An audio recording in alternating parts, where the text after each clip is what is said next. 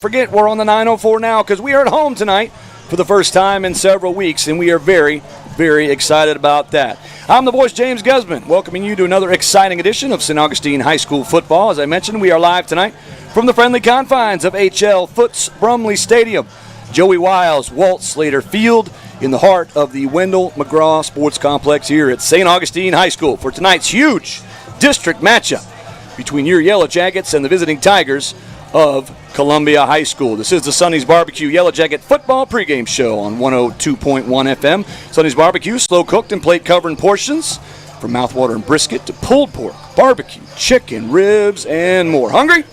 I know I am. Give them a call, 904-824-3315. Find them there just in front of the St. Augustine Premium Outlets. That's Sonny's, local pitmaster since 1968. Appreciate their continued support of sponsoring the Yellow Jacket Football Pregame Show. To my right, a man who needs no introduction, Austin Lee joins me on the broadcast. And Austin, if we have anything a lot like what we had last week against Nice, we should be in for a very, very good night. Yeah, no doubt. Last week was a great game, and it's always nice when it's a close game and we win it. And that is what we did. And, yeah, no drop-off in the competition tonight. So should have another exciting one. And essentially, you know, you don't want to look ahead, but really it's going to put you in the driver's seat for the district championship and clinch home playoff game and all that. It's a big one tonight. Yeah, certainly is. Looking forward to it. Last week, a 28-24 victory over Nice, and it took every bit of the game and every bit of muscle that we had to get the victory. Back and forth we went, kind of what we expected. We talked about it in the broadcast last week. And Brenton James struggled a little bit. Almost 300 yards passing. Did have 2 interceptions on the game. But ultimately a game-winning drive, essentially, with about 1:45 to go. And Trendell Anderson puts it in to take a 28-24 lead. Jacket defense once again hangs on tough at the end, and they get the victory, or secure the victory, I should say, for pretty much the third week in a row. Yeah, that was a tremendous performance by everyone. As I was watching through it, man, just the way Coach Braddock called that game, knowing what Colin Drafts likes to do to our defense, because he knows how to attack our base coverages so well, I thought Coach Braddock did an excellent job staying in our base, doing what we do, but then also switching it up, giving some cover 3 looks, which is a change up for us, making the quarterback think a little bit more, doing a little bit of man stuff, take away some of their RPOs, and then he dialed up pressure at the perfect times. Didn't overuse it, didn't underuse it, and the defense showed up big. And then, you know, Brandon James offensively did a terrific job, I thought, going away from what he usually does. We're normally, you know, 1 running back, 1 tight end, power counter, and that's kind of the way we roll. And last week that was just not going to get it done. So he went 5 wide, spread them out, and made Nice pick their poison. So they could have either tried to handle our guys on the outside or worry about Brent's feet.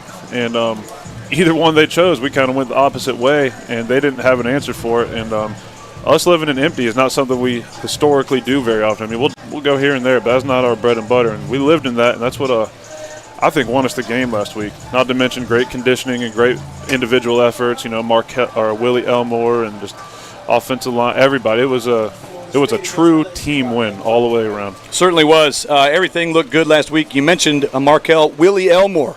Stay tuned at halftime. He'll be our senior spotlight interview this week. Had a chance to catch up with him earlier in the week. And great interview. Great kids. Loves football. Just goes out there, plays his hearts out. And, you know, he played his heart out last week as well. Talked about the offense. Not much from the run game last week, except for the quarterback, Brenton James. He led all ball carriers, 17 carries for 77 yards. Did have a touchdown, had that long touchdown run. That was the first touchdown of the game for St. Augustine. It was a 43-yard touchdown run. Not much else from the run game. In the passing game, almost 300 yards, 2 touchdowns, both to Samorian Wingo. He had 6 catches for 100 even and 2 touches, including that Hail Mary catch at the end of the first half. Julio Santiago, 7 catches for 138, and they utilized him a lot last week. Yeah, Julio made some great contested catches, like really high difficulty catches, and then Samorian, that catch at the end of the half, man, Hail Mary was amazing. Now, when you catch a Hail Mary in traffic, that's always extremely impressive. But there was a view after the game I saw that made it even from behind the end zone. Yeah, behind, where you could see, because people don't realize how tough it is to locate a ball and then to locate a ball twice while it's in the air. So he was on his spot, saw the trajectory of the ball where it was going, and it was probably about 5 yards left of him, He turns his head, puts his face towards the goalpost, runs to the spot, turns around, relocates the ball, puts himself in position, and obviously makes the amazing catch. But to me, I was almost more flabbergasted and impressed just by the fact that he was able to take his eyes off the ball after already locating it, get to the spot he needs to do, turn his head around, relocate the ball, and then, again, the catch speaks for itself. So that's the difference because, a lot of guys right there, they're going to do the little backpedal thing and turn their hips, and they may not get in position. And that's what separates, a guy like me that I'm okay at football here and there and can play some high school ball, and someone like Samorian that is going to be playing big-time college football. And if he keeps going, we might be hearing him on Sundays one day. Jackets overcame 3 turnovers last week. Kind of sloppy play early, especially in the first half. As I mentioned, 2 interceptions from Brenton James and a fumble on the day as well. No takeaways for the defense last week, but it was really the defense that set the tone. Nice coming in last week, averaging about 400 yards of offense per game. They were capped at 254 last week, 277 passing, and get this, minus 23 yards rushing for the Nice Panthers last week. That goes a long way of saying what this defense looks like over the last couple of weeks. Yeah, they stepped up every time they needed to. When their back was against the wall or the offense had an untimely turnover or, whatever the case may be, and we had to get a stop, we got to stop. And, that's what you have to have. We've had games this year, it was Riverside, where we needed to score almost 50 points to win because we just couldn't stop a nosebleed, and we did. And so that's the kind of, when you got a team like that that can pick up the slack, you're working with something nice. So can you believe, what is this game? We had the preseason game. We're on the 7th game of the year. 7th technical game of the year. I mean, we're not even in October yet. I know. Regular season, we've got more behind us than in front of us. Now, obviously, we know we're going to try and get into November and go far, but I can't believe how fast it's going. Absolutely. We're talking about the defense. We as we mentioned, Willie Elmore will be our senior spotlight interview at halftime. Stay tuned for that. He was all over the field last week. 9 total tackles, had a sack, 2 tackles for loss. But another name that we called a lot last week was Mason Bean. He had a tackle, solo tackle, 6 assists, a sack, and tackle for loss as well. They made some changes in the linebacking core going into last week, and I think the changes made a huge difference, kind of rotating some different guys in and out. We talked about Mason Bean, but Mason Lynch was another guy, one of the younger kids that really made a difference last week. Yeah, the Masons did a great job. And, in credit to Coach Sugar, Coach Braddock, Coach Simmons, Coach Stroman, all the defensive staff of just kind of, at the end of the day, we got to put the kids that have the best chance to succeed in positions for the team to succeed. And sometimes there's going to be kids and that, they get their feelings hurt or whatever it is. And it's like, hey, well, look, we got to get the job done as good as possible. Keeping you out here isn't giving us that. So we love you, but you can still play, but you've got to earn your spot. Right now you're not earning it. And that's just the bottom line. It's a meritocracy, and credit to them for changing up after the Riverside abomination of we couldn't cover, we couldn't tackle, saying, hey, we got to get our best 11 out there regardless of position. Who's the best guy? Right. And, credit to our coaching staff for making those changes, and credit to the players that were put there actually making the plays, because that's what it comes down to. The players are the guys doing it. Certainly is. This is Sonny's Yellow Jacket Football Pregame Show live on WFOY, AM 1240 and 102.1 FM. Of course, you can follow us on the 904 Now app as well. And we talked about a couple of things, a couple of games that we're keeping an eye on in and around the SJC tonight. Creekside is at Sandalwood.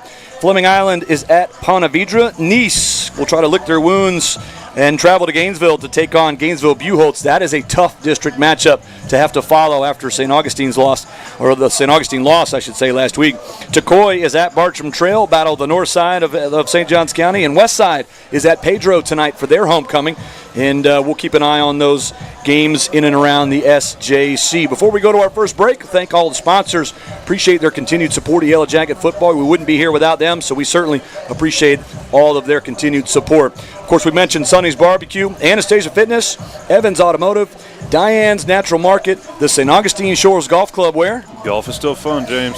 South State Bank, Steve Chapman's All-American Air, the Thompson Baker Insurance Agency, Salt Run Family Dentistry, Matt Powell and Fields Cadillac, Matt Powell, St. Augustine's Cadillac man, licensed realtor Robin Arnold, the Investigation and Settlement Solutions of Florida, Hasty's St. Augustine Flooring, Grand Technology Solutions, Anastasia Diner and Moultrie Creek Diner, Stretch Zone St. Augustine, St. John's Housing Partnership, and of course our favorite sponsor, Chicken Salad Chick, for providing us with our pregame meal each and every week. Find them there at next to Metro Diner. It's corner 207 and US 1. Give them a call, 904-547-2369. Some of the most delicious chicken salad sandwiches in town at Chicken Salad Chick. Also want to thank our 904 sponsors. Appreciate the continued support over on that side as well.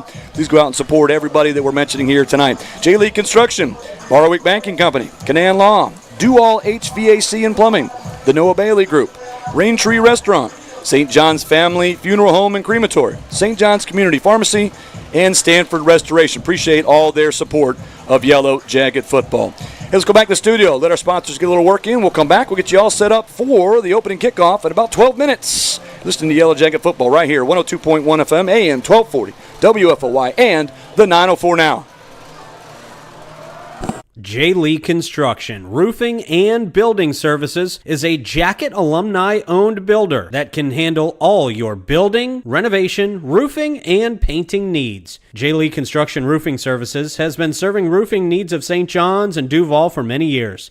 They pride themselves on developing long-term relationships with their customers. They use only the highest quality products available in the industry. And that means the most tried and true, as well as the most innovative products available today. In the market for new construction, J. Lee Construction offers you the finest crews, project managers, and administrative professionals in the area. Whether you're building a new home from the ground up, upgrading current systems, or retrofitting an existing site, J. Lee Construction has the expertise and resources available to bring value to your project. Give them a call, 904-669-0284. J. Lee Construction, your hometown builders.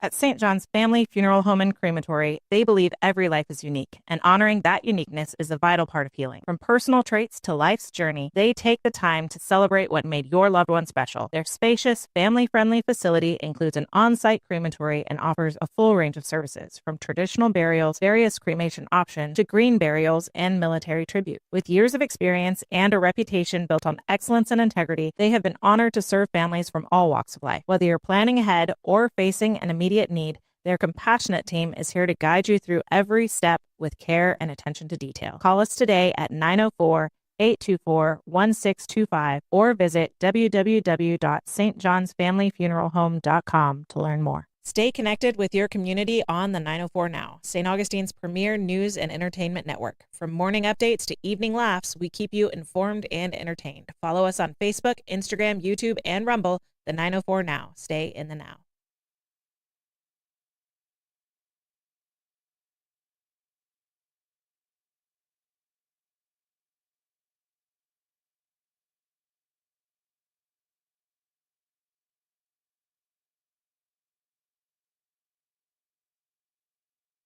Barwick Banking Company is where tradition meets innovation. With over a century of history and roots deep in community values, Barwick Bank offers all the modern conveniences of big banks, plus the personal service only a local team can provide. From business and personal banking to home lending, they're for locals, by locals, serving you right here in St. Augustine and beyond. Visit barwickbank.com or stop by on the island at 101 Marina Cove Drive. Barwick Banking Company, where your future is local. Member FDIC. When comfort and reliability matter, trust the team that truly does it all. Do All HVAC and Plumbing. Proudly serving St. Johns County and Jacksonville. Locally owned and operated, Do All offers expert heating, cooling, and plumbing services for homes and businesses. From installs and emergency repairs to air quality, refrigeration, and complete plumbing, they're available 24/7 with honest, dependable care. Call 904-547-2168 or visit doallhvac.com. Who are you going to call? Do All, the Heat Busters.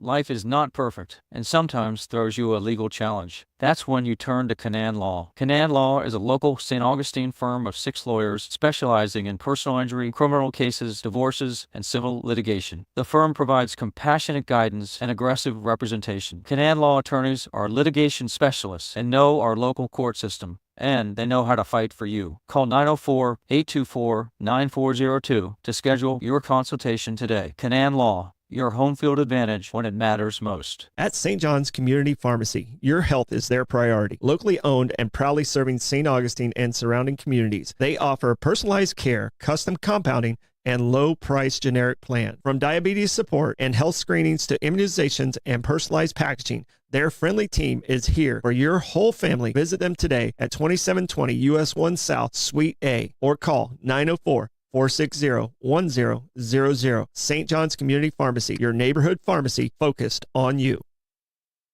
When disaster strikes, trust Stanford Restoration, St. Augustine's #1 emergency water and mold removal experts. For over 25 years, they've provided 24/7 rapid response for water, fire, and mold damage, arriving within 60 minutes to protect what matters most.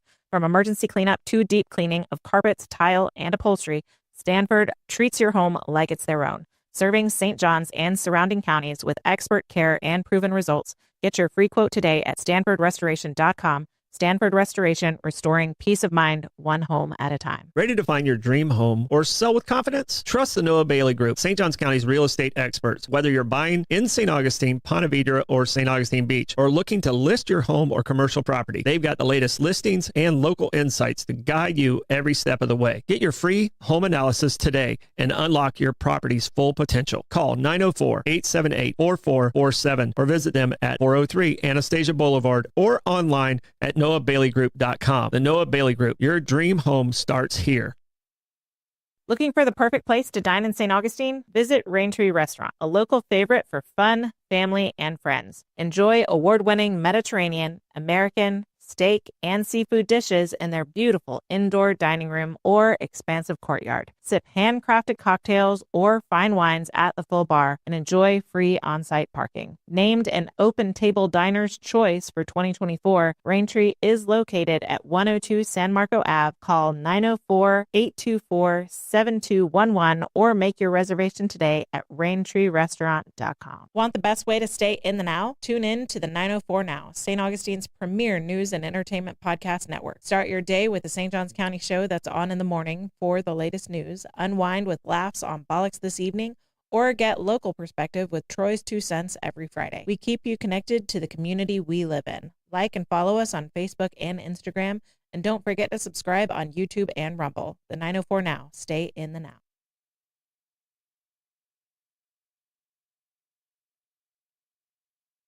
J. Lee Construction, Roofing and Building Services is a Jacket alumni-owned builder that can handle all your building, renovation, roofing, and painting needs. J. Lee Construction Roofing Services has been serving roofing needs of St. John's and Duval for many years.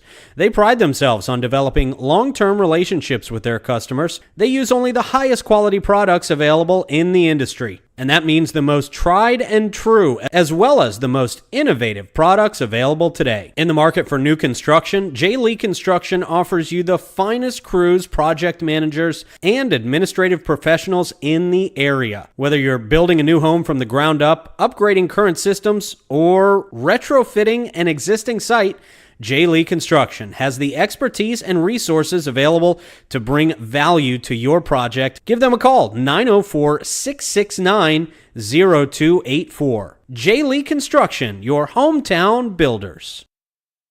At St. John's Family Funeral Home and Crematory, they believe every life is unique, and honoring that uniqueness is a vital part of healing. From personal traits to life's journey, they take the time to celebrate what made your loved one special. Their spacious, family-friendly facility includes an on-site crematory and offers a full range of services, from traditional burials, various cremation options, to green burials, and military tribute. With years of experience and a reputation built on excellence and integrity, they have been honored to serve families from all walks of life. Whether you're planning ahead or facing an immediate need, their compassionate team is here to guide you through every step with care and attention to detail. Call us today at 904-824-1625 or visit www.stjohnsfamilyfuneralhome.com to learn more. Stay connected with your community on the 904 Now, St. Augustine's premier news and entertainment network. From morning updates to evening laughs, we keep you informed and entertained. Follow us on Facebook, Instagram, YouTube, and Rumble. The 904 Now. Stay in the now.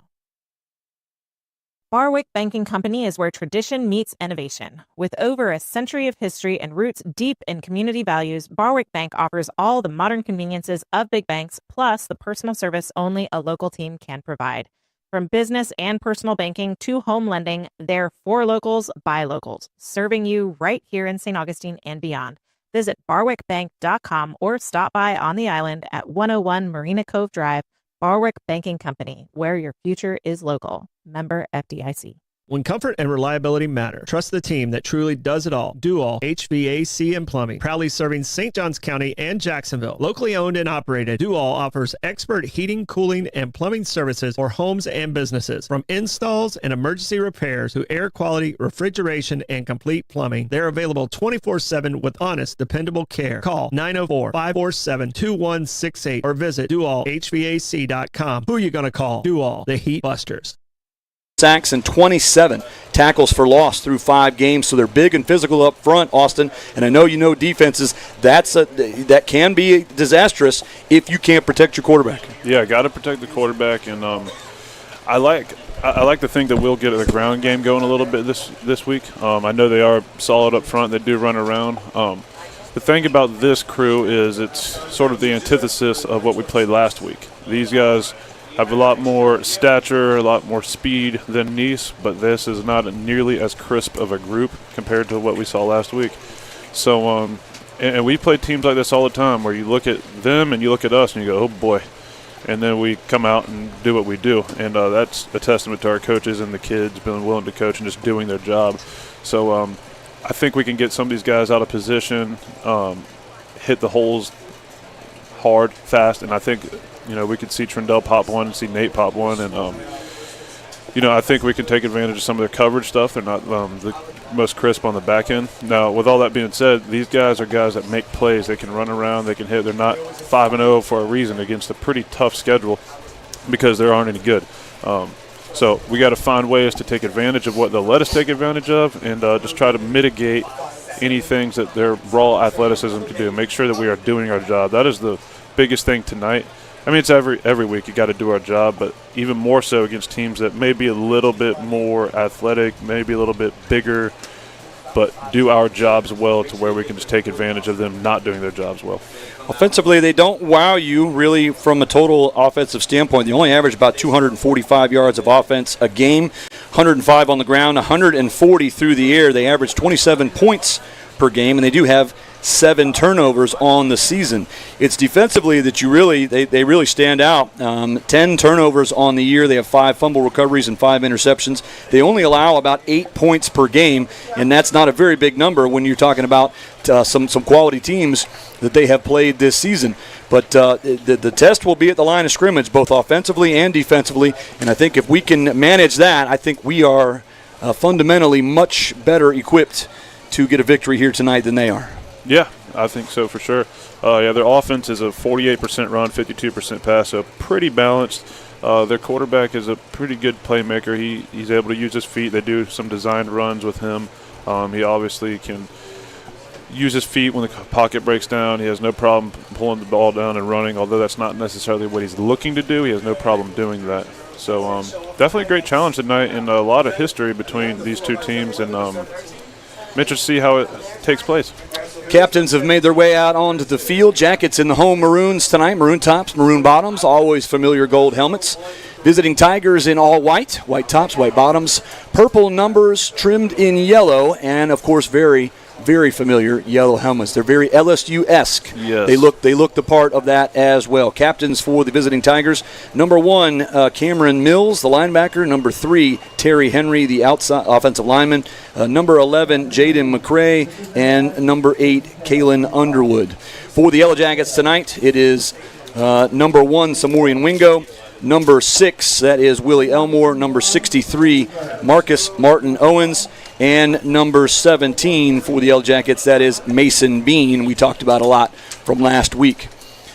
So, looks like the Tigers have won the toss here. They have elected to receive, and so they will get the football first. Yellow Jacket defense on the field to start the football game here tonight. So those are that's your opening coin toss. Keys to victory now tonight. For me, again, it's line of scrimmage. If you can manage the line of scrimmage against what is a very physical, very, let's say, girthy defensive line, I think that the Yellow Jackets are going to have a good night tonight. If all of a sudden every play is at the line of scrimmage and behind the line of scrimmage for us offensively, I think we're going to it's going to be a long night. Yeah, I would have to say so. Yeah, my biggest takeaway from this game, two things, is be disciplined and do your job well. I love that they're just running right through our sideline. Sorry. Driving the coaching staff crazy too. I don't understand why you would do that. You're literally walking in front of the Yellow Jackets bench as the Yellow Jackets enter the field, and that's just go walk right through them. We're going to walk right through them. What a chaotic scene that is right now. That was preposterous. Yes, it was. It's a little disrespect from the Columbia Tigers. Last time I saw a team do that, it was Dunbar in the playoffs, and that didn't go so well for them, Austin. No, it didn't. It was a great night for us, though. Yes, it was. That was a good night. Punch the ticket to a state championship that night. Jackets and Tigers getting it on here tonight. Jackets will be kicking off. Columbia will get the football first. And we are about ready to get underway here. Big time matchup here. What's fun about this matchup is it's hardly ever just a nothing game. These are always either playoff games or district championship type games. With the three, starting 2011, we had we lost in 11, lost in 12, lost in 13, finally got over the hump and knocked them out my senior year, 2014. And then seen them a few times in the playoffs. 2020, I believe we saw them last year as well. Gosh. Twice last year. Yeah. The Hurricane game and then again in the playoffs. Yep. Hurricane game, and then the first round of the playoffs was the Columbia Tigers. And those two games, both victories for St. Augustine. It was 27-6 in the Hurricane game and 28-0 that opening round playoff game. Short kick taken at about the 20. Upwards across 25. Misses a tackle. Now gets out across the 30 and tripped up near the 33, maybe 34-yard line. So good starting field position here for the Columbia Tigers to start this game off. Yeah, I'm interested to see. It looks like we wanted that sky kick again.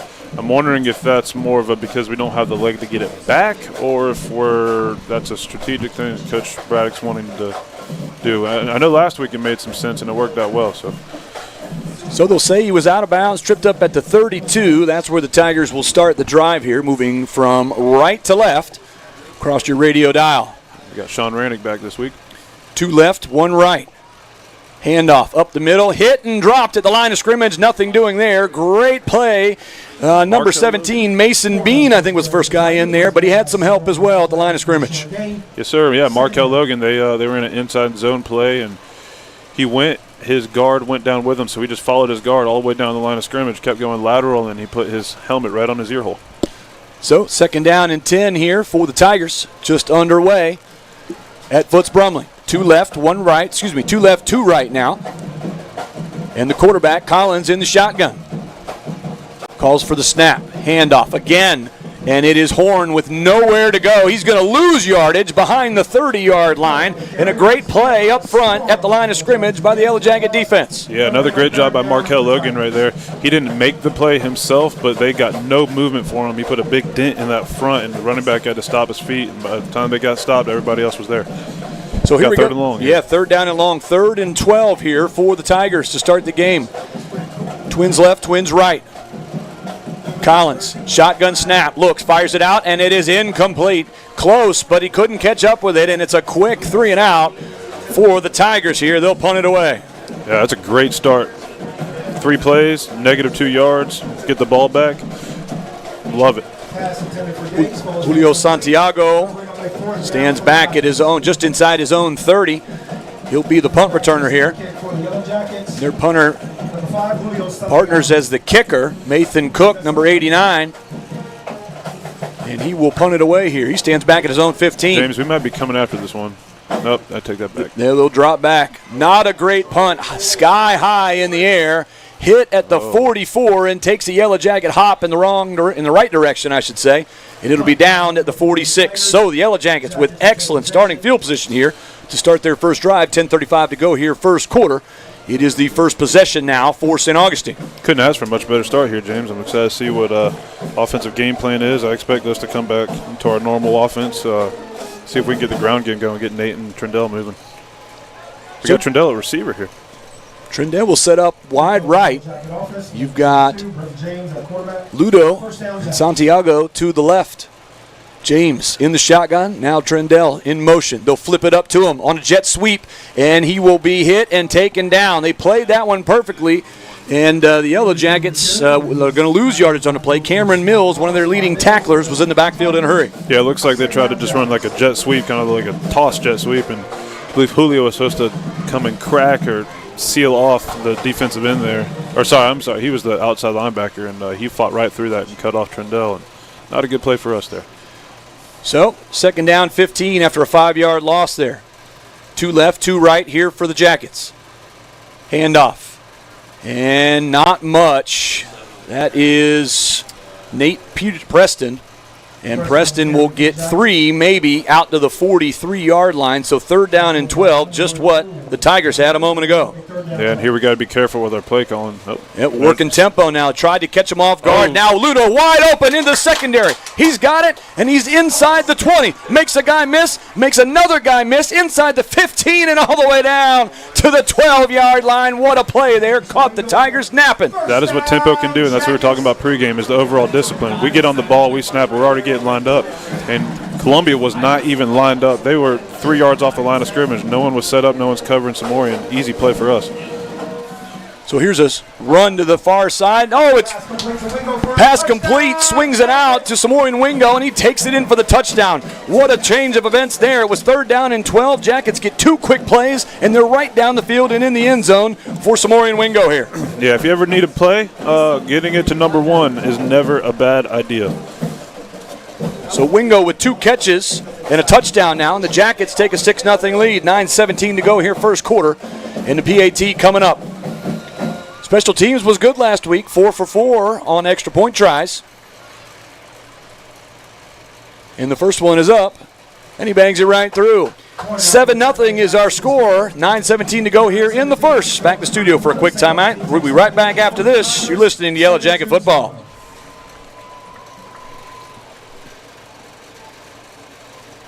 You got 1 minute. Standing by. All right, let's go. Man, Life is not perfect, and sometimes throws you a legal challenge. That's when you turn to Canaan Law. Canaan Law is a local St. Augustine firm of 6 lawyers specializing in personal injury, criminal cases, divorces, and civil litigation. The firm provides compassionate guidance and aggressive representation. Canaan Law attorneys are litigation specialists and know our local court system, and they know how to fight for you. Call 904-824-9402 to schedule your consultation today. Canaan Law, your home field advantage when it matters most. At St. John's Community Pharmacy, your health is their priority. Locally owned and proudly serving St. Augustine and surrounding communities, they offer personalized care, custom compounding, and low-price generic plan. From diabetes support and health screenings to immunizations and personalized packaging, their friendly team is here for your whole family. Visit them today at 2720 US 1 South, Suite A, or call 904-460-1000. St. John's Community Pharmacy, your neighborhood pharmacy focused on you. Drive here. Now trailing 7-0. Yeah, I'd be interested to see what they want to do here to try to get things going. They went 2 runs and then a quick pass last time, and just see if they come out and change their approach. Here they are in empty. Yeah, empty package here. 5 wide receivers. Now they'll bring a tight end over to the left side and a running back. Horn takes the handoff, slips up and trips. He'll fall down. No gain on the play. Maybe a yard, depending on the spot. Yep, they'll give him a little bit on forward progress, but it'll bring up 2nd down and 9 here. Yeah, it looks like their power base, where that basically what that means is their tackle is going to kick out on our end, and then they're going to wrap a guard right in between the guard and tackle, the B gap on the play side. And that guard's just not moving quite fast enough, and Mason Bean's getting there before the guard does, and he's making the play. So 2nd down and long here. 5 wide receivers this time. Collins, shotgun, fires it, and he's got it complete. Out across the 40, it'll be enough for a 1st down. Needed 9, got 11, and they'll move the chains out to the 42-yard line. Yeah, that was a great throw right there, and they're getting quick to the line here. They're going to try a little tempo themselves. Chain gang is set. Collins will swing it out, wide receiver screen. Oh, hit and dropped. Great play there by the defense. That was Makari Spencer who got out there and in a hurry and made the tackle on the near side. Yeah, that was a triple option. That's a modern triple option where it's just a zone read, so the quarterback can pull it like he usually does, but then he also has a bubble on the outside where he can throw it. And that's exactly what he did. He pulled up and threw it outside, and we were all over it. Second down, 9 here. 8 minutes to go, first quarter. Jackets lead 7-0. Tigers with their second possession of the ball game. False start. Blitz is coming. Didn't call the false start. Holding has got to be the call. No flag comes in on that either. And finally taken out. I'm sure that'll be a flag. Yep, there it is. Horse collar. Yep, horse collar tackle. So a false start didn't get called, and holding didn't get called, but the horse collar will definitely get called.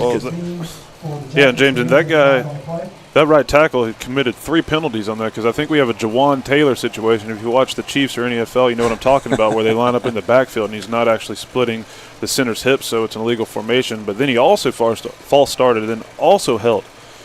But we didn't get any of those things. We did not.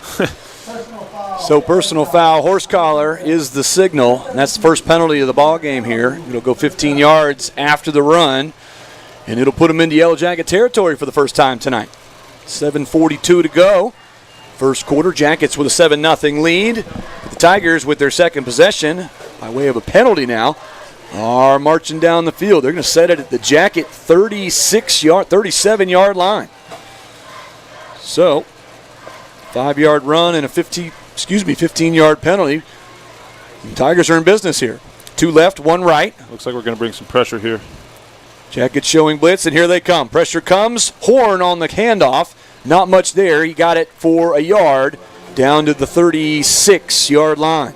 Yeah, and watching Coach Braddock's hand signals, I may know a thing or two about that. But against these types of teams, there's certain formations that we have tips off of, and he'll call it check. So we'll have 2 blitzes, and then based off of their formation, we'll blitz off of whatever side is more advantageous for us. So it's a lot on these young linebackers to make the call, and they did a great job calling it and then executing it. 2 left, 1 right here for the Tigers. Second down and 9. Collins, shotgun snap, taking a shot towards the end zone, and it is caught. Boy, he did everything he could down there. Dayron Jenkins was just getting beat up, and unfortunately, it was Kyron Caldwell, their talented receiver, and he got it downfield quickly, all the way down to the 5-yard line. First down and goal here for the Tigers. Yeah, and we got beat off the line there, and he held. I'm very, very surprised I wasn't at least interference or at least holding on our corner. I am too. But honestly, it was a smart move because if he didn't do that, it's a good chance that it was going to be a touchdown. So fortunate it didn't get called, but we got to be better with our feet off the line there. All right, so first and goal. Jacket defense going to have to tighten up here. Here they go, the 3-back, the power I. Yeah, power I. 1 receiver to the right. That's Caldwell. They're going to run it to the right. Horn will take it, and he will get stopped short at the 3-yard line, it looks like. Gain of 2, second down and goal. Yeah, if they want to stay in this, I'm sure we're going to stay in that check play. Hot check, I believe is what we called it, where we will have multiple blitzes based off the formation. They'll give him 1, second down and goal from the 4. Yeah, so they're staying in it. Look for us to come with some more heat. So the receiver lines up to the far left now. Let's see if they try to run it to that same side. Handoff, Horn, same side, left side, and he will power his way into the end zone for the touchdown right over top of Willie Elmore, unfortunately. He was met at the goal line, and he powers his way in for 6 points, and the Tigers are an extra point away from tying it up. Yeah, it looked like it was just outside zone. And they got enough space, and he was able to fit right through there. And great response from Columbia there. Right down the field on us, and we helped them out with the 15-yard penalty. And now we got a game on our hands.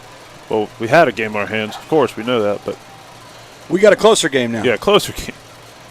Extra point is up, and it is good. 6:07 to go here, first quarter, our score. Tigers 7, Jackets 7. Back to studio for a quick timeout. Listening to Yellow Jacket Football, 102.1 FM, AM 1240, WFOY, and the 904 now.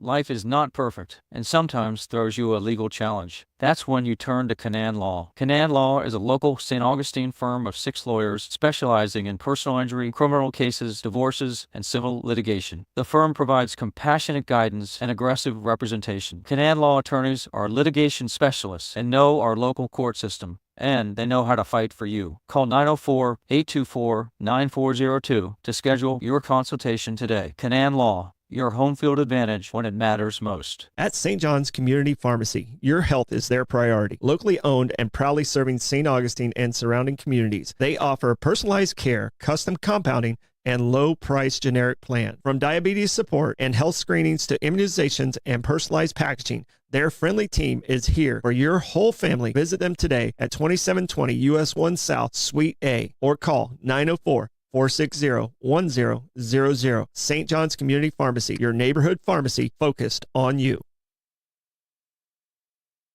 Scoring drive for the Tigers. They went 8 plays and 69 yards. 4-yard touchdown run by Horn, and we are tied 7 apiece. Kickoff went out of bounds, and so Jackets will have good field position. Started at the 35, and that is where St. Augustine will get their second possession of the game. First possession, they went 4 plays and 54 yards, and it was an 18-yard touchdown from Brenton James to Samori Wingo. So let's see where they set up with here. A little bit longer field to work with. Let's see if they work tempo again. That seemed to work on the last drive.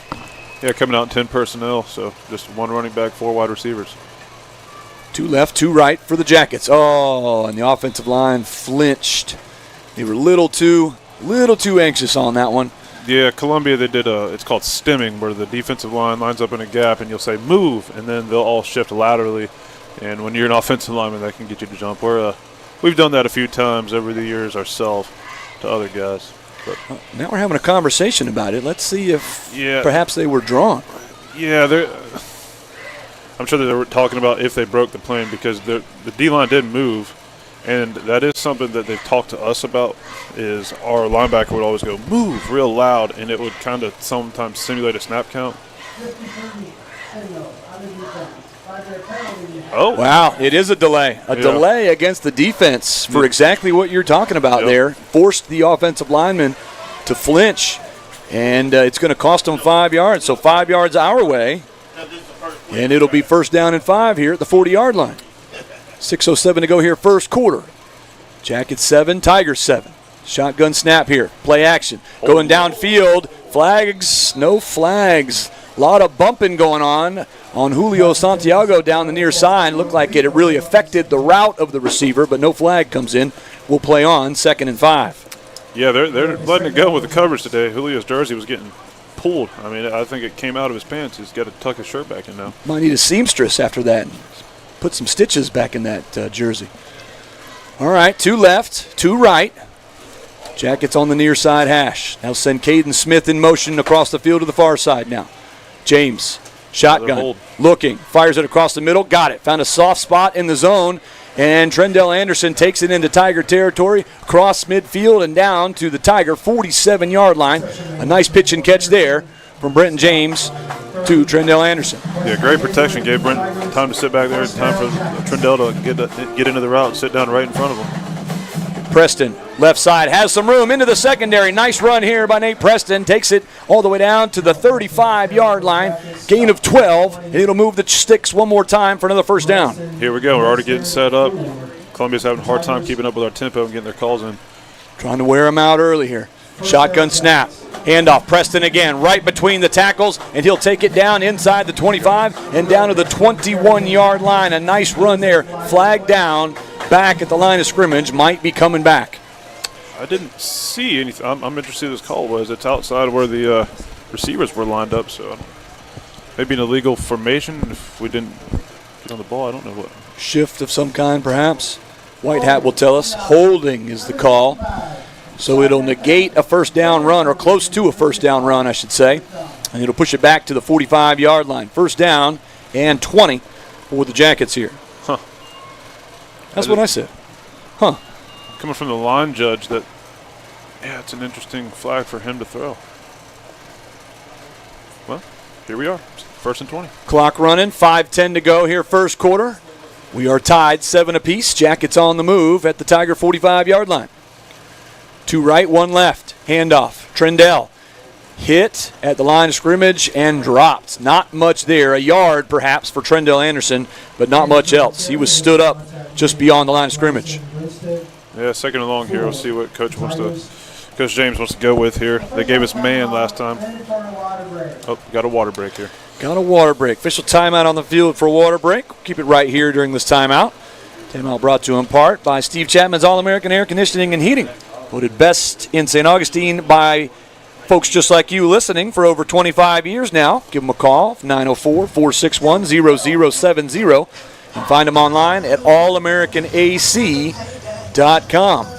Also want to thank Hasty St. Augustine Flooring, your friends in flooring since 1977. Find them at 1670 US 1 South near Home Depot and online at staugustineFlooring.com. Longtime sponsors of Yellow Jacket football there.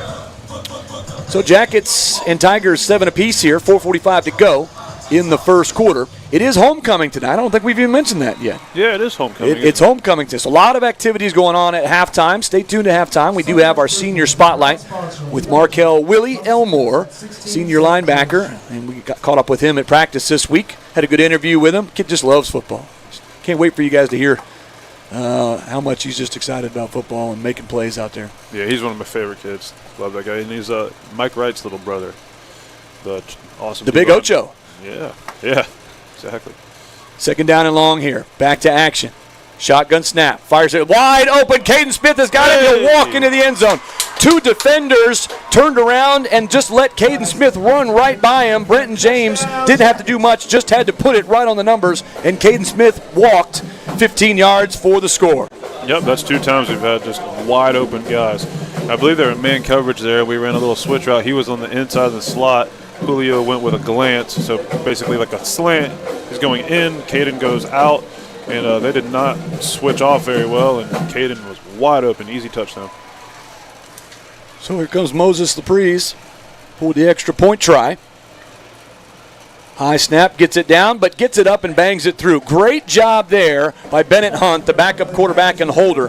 High snap, gets it down, and Laprise bangs it through. 4:30 to go here, first quarter. Jackets regain the lead, 14-7. Let's go back to the studio for a quick timeout. You're listening to Yellow Jacket Football.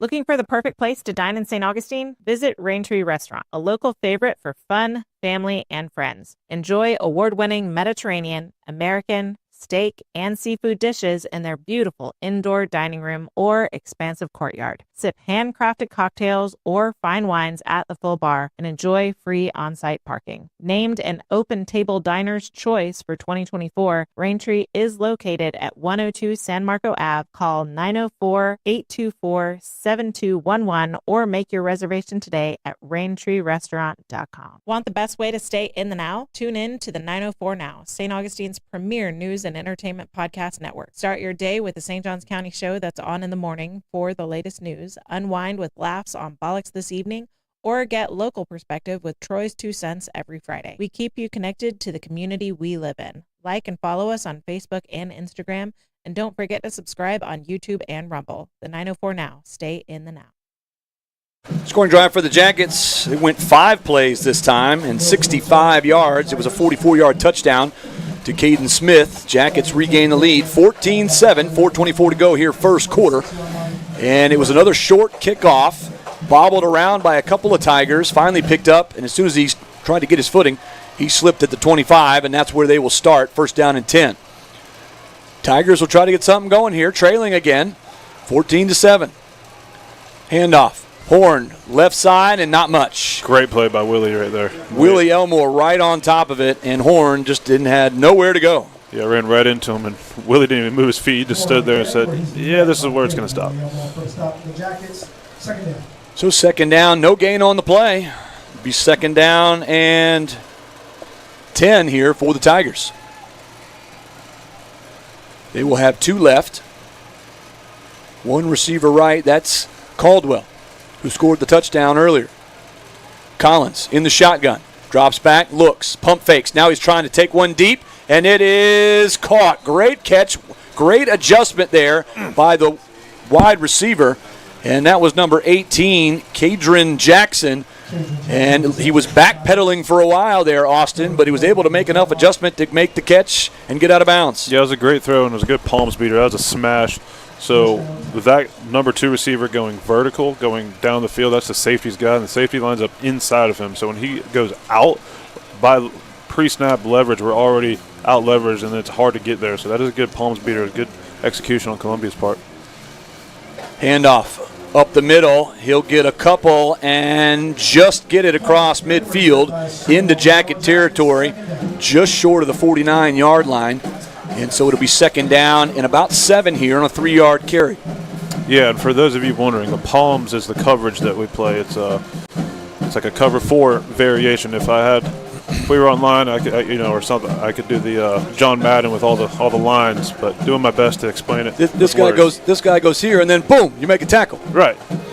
Shotgun snap, fires it across the middle, caught, complete, and down the field he goes, finding a soft spot there in the zone. And the Yellow Jackets right now kind of on their heels on the last couple of plays as the Tigers take it down inside the 35 and down to the 33-yard line. Yeah, that's the second time one of our linebackers has gotten lost in coverage, and great job by their quarterback zinging it in there.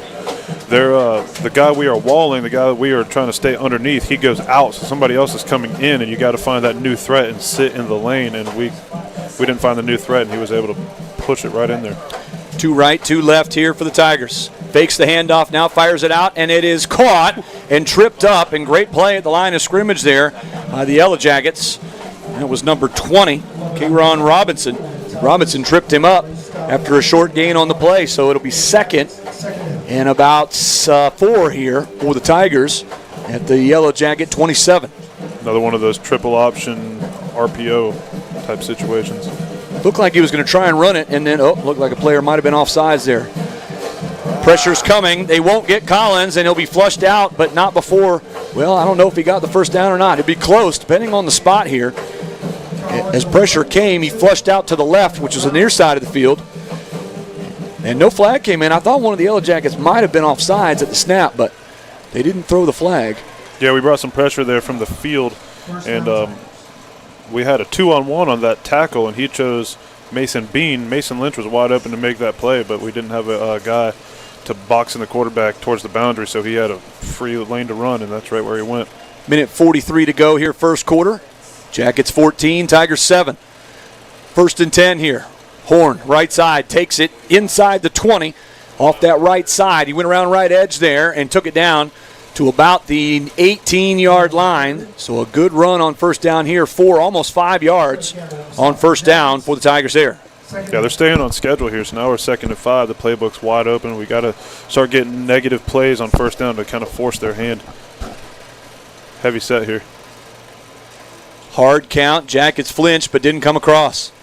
So now they'll look to the sideline. 15 on the play clock. Now he steps into shotgun. 1 left, 1 right for the Tigers. Play clock at 6. Gets it off. Horn with the carry. And he'll be stood up at the line of scrimmage. Keeps those legs churning, though. Horn is a powerful kid. And he was moving those legs, kept him going near the 15-yard line. That's where they'll spot it. 3rd down and 3 coming up. Yeah, they go with a heavy set there, a little power counter, just trying to push us, seeing if they can move us around. And we got some D linemen rotating in because these drives are starting to sustain. Some of our guys starting to suck some wind, so they're seeing they can take advantage of some of the rotational guys. 3rd down, 3, big down here for the Yellow Jacket defense. Should be the final play of the quarter. Shotgun snap, looks, fires it across the middle, and it's incomplete. Tried to hit a receiver at the goal line. That was Caldwell again. He's got the touchdown earlier for the Tigers, and it goes incomplete. Tigers are going to go for it here, I would expect. 4th down and 3. Yeah, interesting stuff there. It looked like they were in a triple stack, so 3 receivers standing in a line, literally like they're going out to, recess in 1st grade. I'm not sure what Columbia's doing here because it's not they call a timeout. Their coaching staff's walking onto the field, but it's not the end of the quarter. It is not the end of the quarter. I didn't see them motion for a timeout. Okay, now they go. Now they're going to call it. It's a 4th down. Yeah. Go ahead, get your play call in. 4th down. So they'll call a timeout. We'll keep it here during this timeout. 21 seconds to go in the quarter. It's going to be 4th down and 3. We'll come back to live action from the 15-yard line. This timeout brought to you in part by Matt Powell and Fields Cadillac. Matt Powell is St. Augustine's Cadillac man. He can help you find your next vehicle. At Fields, you matter. You can find him at 375 Outlet Mall Boulevard, across from Harley. Give him a call, 904-823-3000, and ask for Matt Powell, St. Augustine's Cadillac man. Also want to thank licensed realtor Robin Arnold with the Ponte Vedra Club Realty St. Augustine office here in St. Augustine, 904-347-1963. Call or text him for any of your real estate needs. You can visit online as well at letsgo904.com. So tough call here. You've got a kicker that has a leg. He He is 2 of 4 on the season for field goals. He's got a long of 40, so within his range here, but they're looking for 6 points to try to tie this game up. Yeah, interesting. It could go either way here, I think. Going for it or kicking is both smart, so whatever the coach feels. Right here we got to be looking for, it looks like they're going with heavy stuff. They've liked the quick outs a few times, but seeing as they're lining up in heavy, it looks like they're going to try and just run it through us. We need to be careful for play action that they don't try to leak out. And we got a one-on-one down here to the bottom with a guy that's a little bit taller than our guy, so got to be careful. One guy came in late, and now another guy comes in late again. How do you do that out of a timeout? Play clock is at 5 here. Jumbo package. There Fakes the handoff, looking, pressure's coming. Collins running out, he's going to throw it towards the end zone, and it is incomplete. Back of the end zone in the corner, he was trying to hit Caldwell, and just not enough real estate back there, and it goes incomplete. Jackets defense does the job, and they'll take over on downs. Yep, exactly what I was thinking is that they would go play action there, and it looked like their tight end there was a window there. If he saw it fast enough, he could have zinged it in there before our safety got over top, but he felt some pressure, rolled out, and if he would have tucked that ball and went, I'm pretty confident he'd have got pretty close there. But as we were saying pregame, he's on the run. He's looking to throw first. He can run, but he is looking to throw. There, he's got to be more aware of the down and distance and just put the ball down and try to get the first down. But here we go, first down the Yellow Jackets. 14.5 on the clock here. First down and 10 from the 15-yard line. Handoff. Preston out across the 20 and down to the 21-yard line. 6-yard gain on first down here, and that should do it for the first quarter, and it will. Jackets lead 14-7 after 1. Let's go back to studio for a quick timeout. We'll be right back after this. This is Yellow Jacket Football.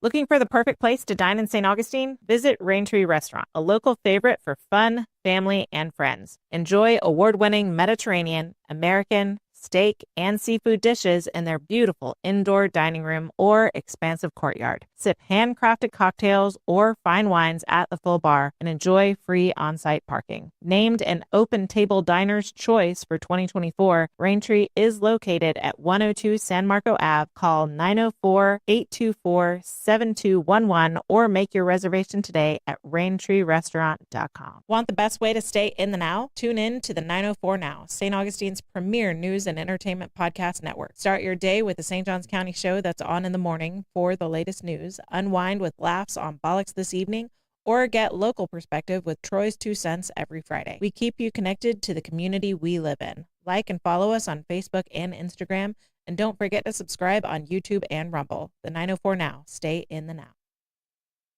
14-7. They have it second down and a long 3 from their own 23-yard line. Let's see what the Jackets can come up with here. They lead 14-7. A long touchdown to Caden Smith and a middle range touchdown to Samorian Wingo is the difference here tonight. Handoff. Trendell hit and dropped. Might have lost. No, get back to the line of scrimmage, it looks like, and bring up third down and about 4 here for the Jackets to try and convert. I look for us to go line up and try to get a hard count and then see what they're in and get a play call. So third down. Jackets have 2 left, 2 right. James in the shotgun.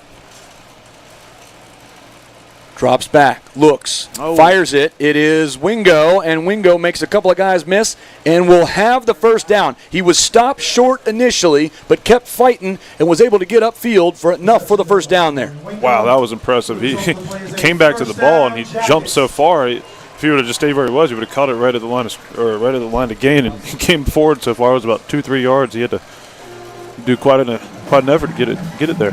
Back to tempo here. James. Great protection. Yeah, all day to throw. Trendell swings it out to Trendell Anderson, and he'll have he'll have the catch, and a lot of extra going on there, a whole lot of extra, and Brian Braddock is furious right now, talking to the white hat, saying, how in the heck is that not a flag? Yeah, it was a little bit extra there, man. Wow. Goodness. I could have stopped about 3 seconds prior. It's all right. Just play the next play. Yep. Positive yardage there. Gain of 4 yards. It'll be second down and 6 from the Jacket 29-yard line. So all day to throw. Brenton James been well protected tonight. Columbia has not gotten the pressure that they have been able to get all season thus far. Yeah, Brent's got all day back there. They're really giving him a good pocket. 2 right, 1 left. 3-step drop, looks, pump fakes, fires it out, and it is just off the fingertips of Trendell Anderson. There's a wheel we're out for you as he was coming out of the backfield and up the field in a hurry. He just couldn't catch up with it. Had fingertips on it but couldn't reel it in. It goes incomplete. Yeah, great throw there by Brent. He took a shot. They brought some pressure there, and they sent a guy right up the middle, and the C's parted, and he had a wide open shot running from middle linebacker and put his helmet straight through his chest, and he stood in there and took the shot. Just a couple inches away from a big play. So, 3rd down and long here, 3rd and 7. Preston in motion, comes out of the backfield. Swings it out, he's got him. Makes a guy miss, makes another guy miss, and he'll have the 1st down. What a move there by Nate Preston. Made 2 guys miss as he cut it back to the inside, and he'll have the 1st down all the way out to the 40-yard line. That's super. That's nice. And that's great quarterback play by Brent. Just take the check down, let your guy in space make some plays, and move the sticks. Jackets working tempo. Jet sweep now to Ludo and Samorian Wingo. Not much there. Be a loss on the play. And Looks like the ball might have came out. Yeah, ball came out. And Wingo lost his helmet, so he'll be forced. Oh, excuse me, that's Trendell. And he'll be forced to come out. Why did the clock stop? Not sure on that one. So it'll be a loss of 2 yards on the play. I'm confused at what the referee okay, there they go. Now we'll wind the clock. Back to Brent earlier on that 3rd down. Listen to Bill Belichick. They asked him, what's so special about Tom Brady? And it was just that he didn't take negative plays. Brent could have sat back there, took a sack, or forced it, but just a simple check down and moving the sticks. And that's all you need sometimes. Something positive. Shotgun snap rolling right now. Swings it out. Smith has it, and he gets upfield, and he'll be close to the 1st down. I think he'll be short by maybe a yard, but a nice catch there and run upfield for Caden Smith, who takes it for about 10, 11 yards there. Oh, he did get the first down. Wow, he did get the 1st down. I like that play call, too. So get the sprint out, make an easy read for Brent. Is he high or is he low? They went high with Samorian. Just drop it down low to Caden. Get an easy 1st down.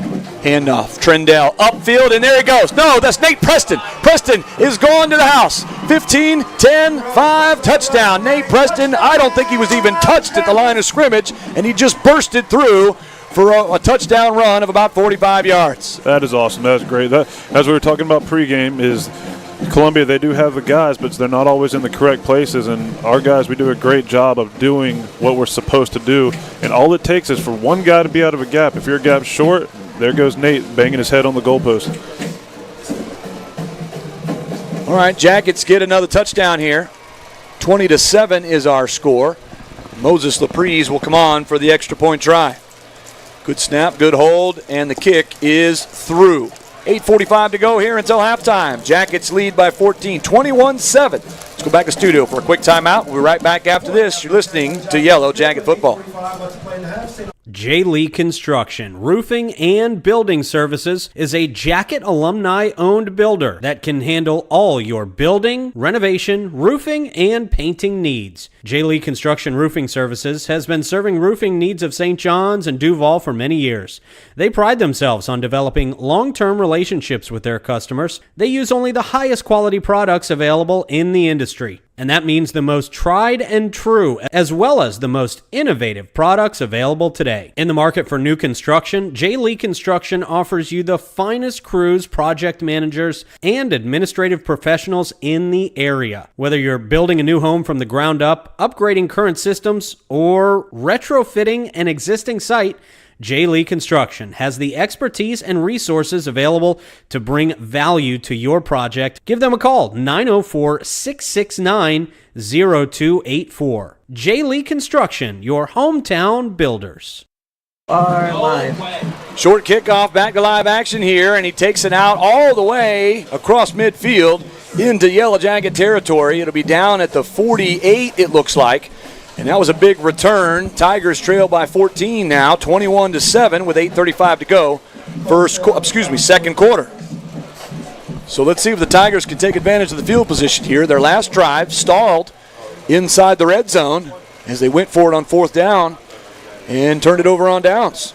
So now they've got it at the 49 of St. Augustine. Let's see what they can come up with. 2 left, 1 right. Collins hands it off, going right side. Horn is hit and dropped. Nothing doing there for Jerome Horn as he was hit in the backfield. It'll be a tackle for loss for the Yellow Jackets there. Yeah, great job. And I'm wondering if Columbia has seen anything because they keep putting the formation to the sideline, meaning more receivers standing up. A lot of times you put it towards the field where there's more space. Well, they're putting it towards the boundary, which puts us in a certain coverage. And I'm wondering if they're trying to take advantage of it or not, but it doesn't seem that way. 2nd down and long, 2nd and 12. Fires it out, complete, on the far sideline. He will have the first down and get upfield. He'll move the chains there. Needed 12, got about 14, and it's a first down for the Tigers. Yeah, that was one of our pressures, and we call that a hot. So you've got 3 over top, 2 underneath. And the 2 underneath are supposed to just run laterally off the quarterback's eyes. As soon as the ball snaps, buzz your feet. If the quarterback looks left, you run left. If he looks right, you run right. And nobody was running that time underneath, and they had a wide-open guy. Jackets will call a timeout here and try to regroup on defense. We'll keep it right here during timeout. Timeout. Want to give shout out to all the 904 sponsors. Appreciate their continued support of the 904 Now side. Please go out and support them in the community. First one here says J. Lee Construction. I hear they're pretty good. You know, they really are. And I would know because I am a part owner with my dad. So we do a great job. Barwick Banking Company, Canaan Law, Do All HVAC and Plumbing, the Noah Bailey Group, Rain Tree Restaurant, St. John's Family Funeral and Crematory, St. John's Community Pharmacy, and Stanford Restoration. Appreciate the support over on the 904 Now side. So 7:52 to go here until halftime. Jackets lead 21-7. And the Tigers are in business here in Yellow Jacket territory down at the Jacket 36. It'll be first down and 10 for them coming out of the timeout. Yeah, we've been struggling our inside backers in coverage a little bit. That's kind of been something there. Coach Shug and Coach Braddock's getting a hold of them, saying we got to be better with our eyes and know where we are going. All right, first down and 10. 2 right, 2 left for the Tigers. Collins scans over the defense, and now he'll walk to the line and change the play. Plenty of time on the play clock. Play clock at 10. Shotgun snap. Drops back, looks, fires down the sideline, out of bounds. Not a good throw there. Pressure was starting to build on Xavier Collins. He just threw it out into space, but it was well out of bounds to the far side. That was the first time tonight I've seen Coach Braddock go with one of our bigger change-ups, which is field 3. So we always like to play cover 4. So in this scenario, we bring Willie Elmore on a pressure, and we drop Sean Rannick into coverage and play cover 3. So it gives the quarterback something different to look at than he's used to seeing. 2 right, 3 left, empty backfield now. 5 wide receivers for the Tigers, trying to spread it out. Collins drops back, fires it, incomplete, too high. He was trying to hit a receiver on that far side. Antonio Days was the intended target, but it was well too tall over his outstretched hands. It'll bring up a 3rd down and 10 quickly here. That's the 3rd time I believe they've done that. Just a quick, they got 2 receivers out there, and the number 1, the furthest wide, he just goes vertical, and then the slot, he just takes a couple steps and tries to roll it. Doesn't work out very well for him. All right, 3rd down and long here. 7:40 to go, second quarter. Jackets lead 21-7. Defense trying to stand tall here. Collins fires it, and it is caught. Was it inbounds? Let's see. No signal. Was it incomplete? I think they're going to say he was out of bounds. Yeah, there he was. He looked pretty far on that far sideline there. Looks like he made the catch, but he was out of bounds and didn't get feet in. So it'll be 4th down and 10. Tigers will punt it and try to pin the Yellow Jackets deep here. I'll tell you what, quarterbacks are interesting with how, that's the 2nd time he's thrown a great corner that's, about 15 yards or so, and he's zinged it in there, but then the 2-yard out route, he just can't seem to get it down and complete. We're lucky there because that was well executed. Nathan Cook to punt. Gets it up. Good punt here. Fair catch signal. Santiago will let it hit and go into the end zone. It'll be a touchback. Nice play there. Way to kind of fake out the special teams a little bit. The Gunners were down there, but I think Santiago made them think about it a little too long, and it will be a touchback. Jackets will start at their own 20-yard line. 7:22 to go here in the second quarter. Jackets with a 21-7 lead. Timeout brought to you in part by our very good friends over at Anastasia Fitness. Newly renovated club offering a complete opportunity to find your fitness. And don't forget, a dedicated yoga studio. Find them online at anastasiafit.com for any of your questions. Our good friend Kevin Van Dyke over there at Anastasia Fitness does a great job. Yes, sir. All right, first down and 10 after the punt. Jackets have it at their own 20-yard line. So the Tigers can't take advantage of the big kickoff return. And now come back to live action. Here is Wingo. He was hit on a slant pattern and all the way out to the 35. A nice catch there. If he'd have got past the one defender, he might still be running. Instead, it's just a 15-yard gain and a first down. Yeah, great job by Brent there. There was an RPO. He put the ball in the running back's stomach. That overhang defender over-pursued and just put it right on Samorian. Swings it out again and complete. Couldn't get separation there. That was Julio Santiago, I believe, on the catch. And he'll lose a yard on the play on the wide receiver screen. Brings up second down and 11. What are the ball? Did we catch that? I think he did. Okay, sorry. He did catch it, but we didn't get back to the line of scrimmage. Okay, I thought it was a drop. I apologize. I was wondering they're spotting the ball on the opposite side of the field. Austin, don't ever let it happen again, all right? Gosh, you're so mean. Oh, screen over the middle and incomplete. He tried to hit Santiago on a fly pattern, and he was wide open. If he could have made the connection, it would have been a touchdown for sure. Instead, it was just out of the fingertips of Santiago. It falls incomplete, brings up third and long. Yeah, you know the old adage, football's a game of inches. That's 2 plays now that. Yes, it is. You know, a total of about 6 inches closer to their hands and probably a total of 14 more points. Trendell Anderson almost had a big one, and now Santiago just off his fingertips. So it'll be third down and long, 3rd and 11 here. Jackets at their own 35. 2 receivers right, 2 to the left. Shotgun snap, looking. Brenton James looking. He's going to be hit and dropped. Hit high up top. No flag comes in. Could have been a helmet to helmet, but they won't get the call there. And the Jackets will go 3 and out for the first time tonight, and here comes the punt team. Yeah, and Trendell was running deep there, and he's tucking his jersey back into his shoulder pad. Or, sorry, shoulder pad back into his jersey. They're letting them cover, you know, kind of backyard football style out on the edges. So after the first play that went for 15 yards, Jackets go backwards. -6 on the last 3 plays, and they'll punt the football away. Punt hits, takes a Yellow Jacket roll, hit at about the 40, and will roll down inside the 35 and down to the 33-yard line. So good punt there. Jackets defense will come back onto the field, 5:45 to go here in the first half. Jackets lead 21-7. Yeah, so important transition here. Got to get a good stop. Got 5:45 left. Get a good stop, get our ball back to our offense so we can try to get that 2 for 1 at the end of the half, beginning of the next. So Jacket defense will come on. I thought we had a timeout. I think it's a water break. Yeah, it is. Water break timeout, yeah. So we'll keep it here during the timeout. Timeout brought to you in part by the good folks over at Evans Automotive, your one-stop shop for automotive maintenance and repair.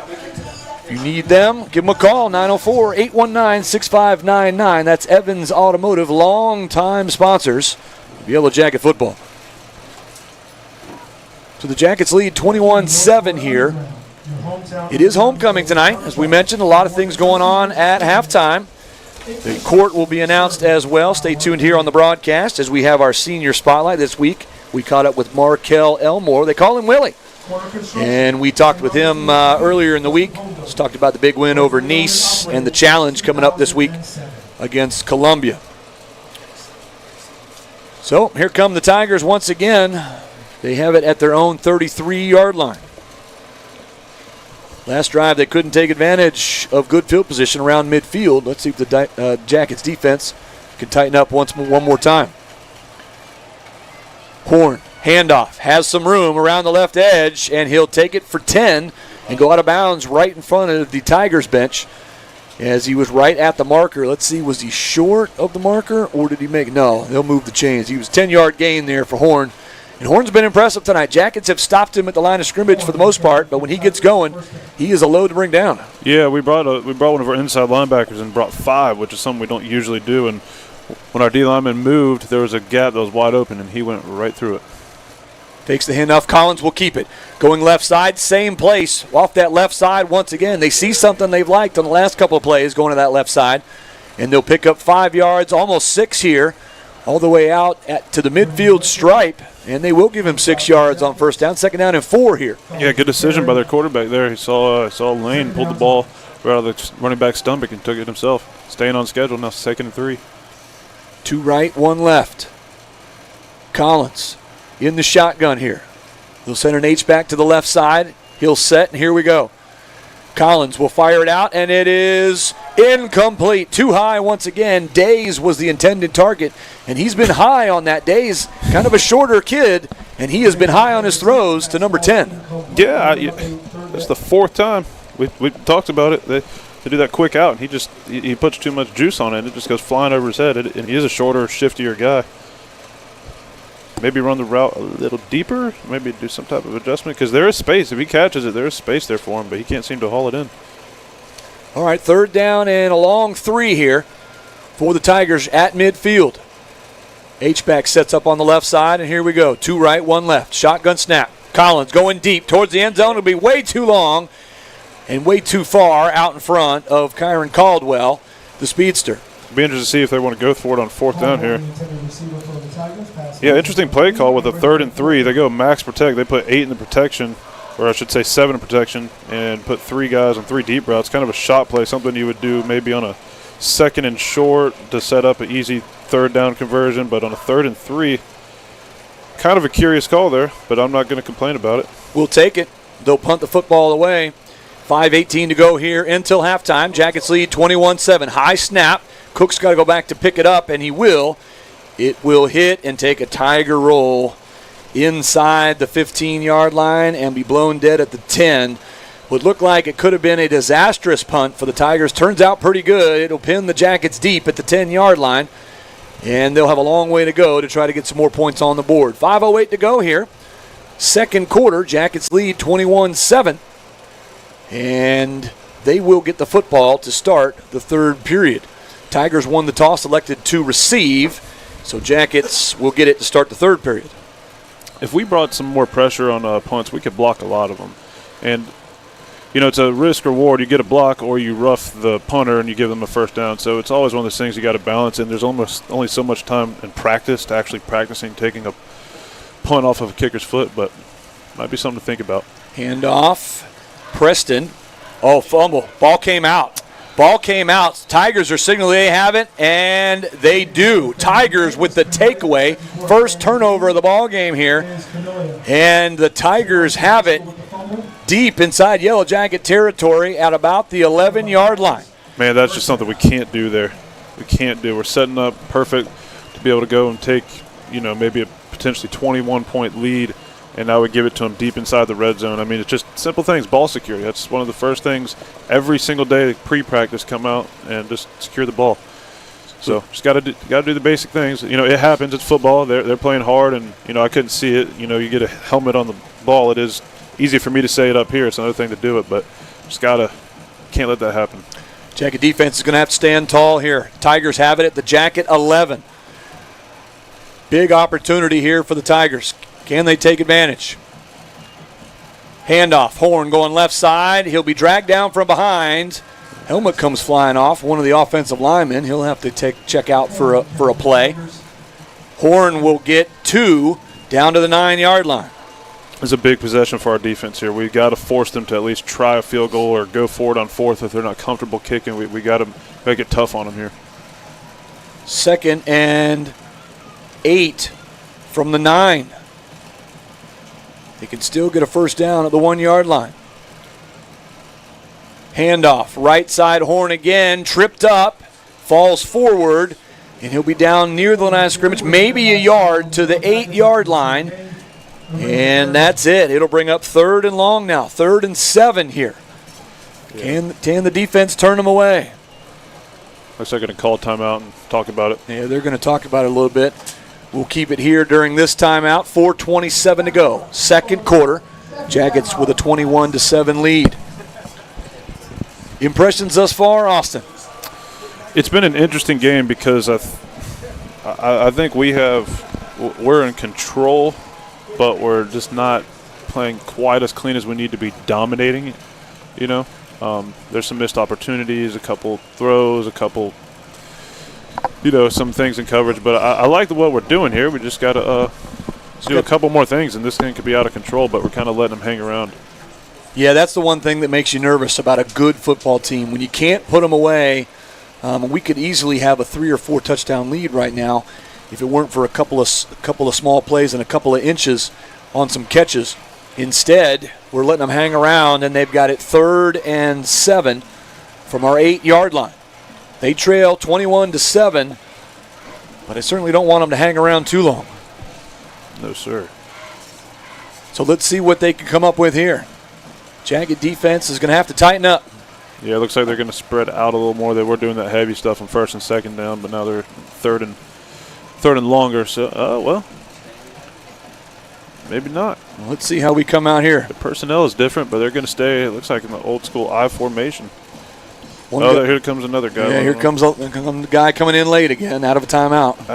So got to be frustrating. Strange to me. Yes, it is. All right, so he'll line up on the right side as an H-back. Collins under center, I formation. Fakes the handoff, rolling, taking some pressure. He'll be hit. He gets away from pressure. Now still running for his life. He'll be hit and he'll be dropped. Great job there of containing by the Yellow Jackets. They get him to the ground. Should have been a sack.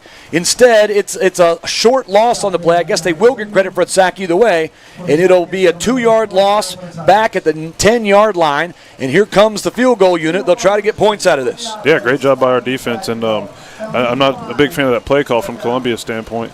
We're at 3rd and 7, and you go I formation of play action. We're not quite going to bite on that. It's a little long on the down and distance to try something like that. We had them covered down up top, and then we got after them up front. And good thing we were able to get them to the ground. This will be a 27-yard field goal attempt. They'll set it up on the left hash. Nathan Cook 2 of 4 this season on field goals. Good snap, high snap, gets it down, and the kick, I think it is no good. It was wide left. The kick is no good. Jackets defense turns them away, and they will not score. They had it point-blank range at the 11-yard line. Yep, that's what it's all about. Complimentary, the offense puts you in a bad spot. Defense, hey, help us out real quick, and that's exactly what they did. Now let's see if our offense can take over and take care of this middle 8. We got 3:50 to go in the the second quarter. Go down, score, make this thing 28-7. Get the ball after half, score again, 35-7. We're getting close to the running clock. Easier said than done, but that's the opportunity. I like where your head's at, Austin, for sure, with that running clock. All right, 2 left, 1 right. Jackets take over from their own 20. James in the shotgun. They'll bring Wingo in motion to the near side. Handoff, Trendell, hipping and skipping, making guys miss, and takes it all the way out across the 35 to the 36-yard line. What a run there by Trendell Anderson. He'll move the chains. Yeah, great job up front getting everything opened up, and they play in a cover 0 there. So they're just man-on-man with no safety deep, and if we get past that first line, it's going to be a big play, and that's what it was. 3:35 to go here until halftime. Jackets lead by 14. It's 21-7, looking to put more points on the board before the break. 2 left, 1 right. Handoff again, tripped up at the line of scrimmage and taken down. Short gain on the play, maybe a yard. That's about it. If they stay in this coverage, look for them to get the ball to Samorian here on the outside. They're going 2-on-2 with not much. Their overhang defender isn't quite in the apex between. Basically, he's not in good enough leverage here to where if they get the ball to Samorian, I like our chances. All right. Rolling left, pressure's coming. He just kind of tosses it out. This should be a grounding call, I would assume. Pressure was coming from the backside by the Tigers. That was number 5 to Corey Allen, coming on a safety, on a defensive back blitz. That was a strange sequence right there. Yeah, because we ran a sprint out and Caden. Oh, and a holding call. So it'll push him back 10. Yeah, so we sprint left, and Caden goes deep and sits it down, and then Samorian runs a post. So we didn't have anybody shallow, but we had 2 guys deep, and Samorian was going to the opposite side of the field. So really there was only one guy that Brent had the actual ability to throw it to, and he was covered, and I think it was just a miscommunication there. So we live to fight another day. 2nd down and 20 after the holding penalty. Smith comes in motion near side. James rolling right, now being pressured. He is going to take a sack all the way back inside the 15. Huge sack by the Tigers as he is taken down. They'll give him progress at the 15-yard line. Could have been a lot worse. So now it's third and an eternity for the Yellow Jackets. Credit to Columbia's defense there. You know, sometimes the other team is just, they make plays too. And they're athletic up front. They decide they want to get after the quarterback, and they're finally getting there. All right, third down and a whole long way to go. You would expect a run here, try to get out of the shadow of your own goal line and give some room for your punter. Anderson's got it. He'll take it down to the 19-yard line, and that'll do it. And the Jackets will go 3 and out here. They'll punt it right back to the Tigers. Not what you wanted if you're the Yellow Jackets. Yeah, and what is another concern is now we're punting from our 19-yard line, so good chance they're going to get the ball at around the 50-yard line, maybe in their own territory, making it very easy for them. So defense is going to have to stand up again. So one guy back deep for the Tigers, stands at his own 42. That is to Corey Allen, the guy that made the tackle a few moments ago. Punt is off and away. Good punt. Good punt. It will hit. Take a Yellow Jacket roll. Allen will pick it up at the 41. Into Jacket territory. High stepping over a defender and out of bounds in front of the Columbia bench at the 40. So short field to work with here. Minute 24 to go in the second quarter. Jackets with a 21-7 lead. Defense will be called upon again to try to preserve it. So they've got one timeout left here, 1:24 to go, ball at the 40. So, yeah, the whole playbook is open to them. They got plenty of time, and they've shown earlier in the game that they can do a little tempo, so I would look for that here. Coming out empty, look, they're going to try to put the ball in the air. Ball's at the 43-yard line. 5 wide receivers here for the Tigers. Collins in the shotgun. Scans over the defense for a long time. Play clock down to 6. Calls for the snap, and here we go. Pressure's coming, hit as he throws, and it fires across the middle and incomplete. In and out of the hands of the receiver, couldn't come up with it. That was Kadron Jackson once again. We've called his number a couple of times. Don't know if he's made a connection yet, but he's got a couple of attempts. Yeah, number 3, the very inside slot receiver down to the bottom here, your screen, he went on a cross, and no one picked him up. If he threw it, it was going to be a big play. So pressure was coming right in the face of Collins there. And I think he forced the throw a little bit. Second down and 10 here for the Tigers. They come back to the same play. Shotgun snap, looks, fires it out, complete. Caldwell's got it and gets upfield and out of bounds for a first down. Picked up about 15 there as they will move the chains. Still a minute 12 to go here in the quarter. Yeah, they're getting something here, they're getting us spread out and kind of finding some holes in our coverage. Got to get it tightened up because there's some big plays on both of those last 2 snaps. So down to the 31-yard line. First down and 10. Pump fakes, looks, fires it, deep ball down the sideline. He's got a man, and it's incomplete. Had Caldwell in the end zone, but it was just too far out in front. Couldn't connect with him. I'll tell you what, if I'm Coach Braddock, I'm considering maybe bringing a little bit of pressure here because the quarterback's shown that when he has pressure, he's not going to make a very good decision and probably won't make a very good throw. So I would consider maybe playing a little cover 0 here, making everybody just play man coverage, go with your man. We're going to get home and make it tough. Obviously, that's high risk, high reward, but right now playing coverage, we're looking a little suspect here. Second down and 10 here for the Tigers. Looks like we're going to stay in base. 5 wide receivers for Columbia. Collins looking. Pocket collapses. He fires it out, and it is incomplete. Couldn't connect with the receiver. There was 1 white jersey and 3 maroon jerseys in space there, and he couldn't connect with the receiver. I think it was Days again who he was trying to connect with. No, it was number 19, Brandon Lovett. And it goes incomplete and brings up third down and 10, 58 seconds to go in the first half. Yeah, we're getting just enough pressure to make them feel unsettled and make throws that aren't very accurate or maybe not the best place to go with the ball. So big third down here, Austin. It is 2 right, and now the Jackets will call a timeout. With 58 seconds left in the half, they'll burn their second timeout of the half here. We'll keep it right here during this timeout. Timeout brought to you in part by the good folks at Thompson Baker Insurance Agency. Insurance designed to protect all the things you love for any of your personal and commercial insurance needs.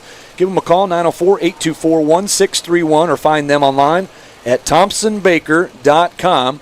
Thompson Baker celebrating 100 years servicing the fine folks of St. Augustine and St. Johns County this year. So 58 seconds to go in the half here. You want to hold them out of the end zone. You want to keep them off the scoreboard one more time. Jackets have done well with that. There's been a missed field goal and a turnover on downs inside the red zone for the Tigers tonight. Those are two scoring opportunities. They came away with no points, and the Jackets would love to do it a third time before we go to halftime here. Yeah, and we need to be careful thinking too much coverage, too much pass. If I'm Columbia, I'm thinking it's 3rd and 10. All I need to do is pick up half of it here, so I wouldn't rule out, well, they're going to empty, so it looks like they're going to take that thought away. But either way, there's some lanes and coverages out there that are a little bit suspect. So we got to tighten up on the back end, make sure we're staying sticky when things start moving around, and try to keep this guy contained. Don't let him run and make any plays with his feet. 3 receivers stacked to the right in a trips formation. Now Collins is flushed out across the middle, and it is caught.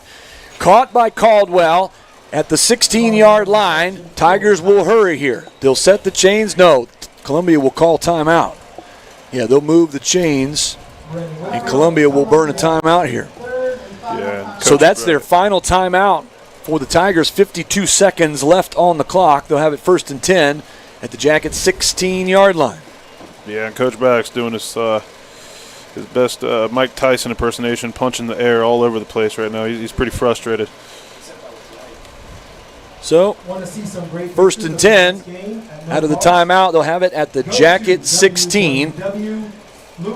And after a 15-yard completion, they will be in business inside the red zone. Yeah, so I think our secondary here just needs to calm down. You know, they're not doing anything extremely exotic. All of our coverages have rules, so just follow your rules.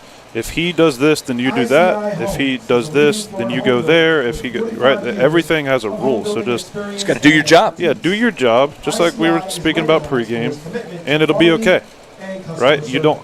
And in high school, this isn't. You know, I mean, there's good. This guy's not Drew Brees, right? We just got to be in the vicinity, right? Don't let them be wide open. Just be in the vicinity. Make them make a great throw. Make them make a great catch, and see if they can make a play. But let's just not give them a play. That's got to be what we're thinking right now for our secondary. All right, out of the timeout, 52 seconds left in the half. Tigers have it, 1st and 10 from the Jackets, 16. Trips left, 1 right. Here we go. Brought some Pressure's coming. Flushed out, he'll be hit, and he'll be taken down. Big-time sack there by the Yellow Jacket defense. And Collins goes down hard. It'll be a sack all the way back at the 33-yard line. Why are we stopping the clock? And it was Brandon Whitfield and Mason Bean in on the stop there. Well, I'm not sure what is going on here? I'm not sure why the clock stopped on that one. They spiked it. They spiked it. The helmet came up. So when do we run the clock back then? Man, my 42.5 seconds. No time came off after they snapped it and spiked it.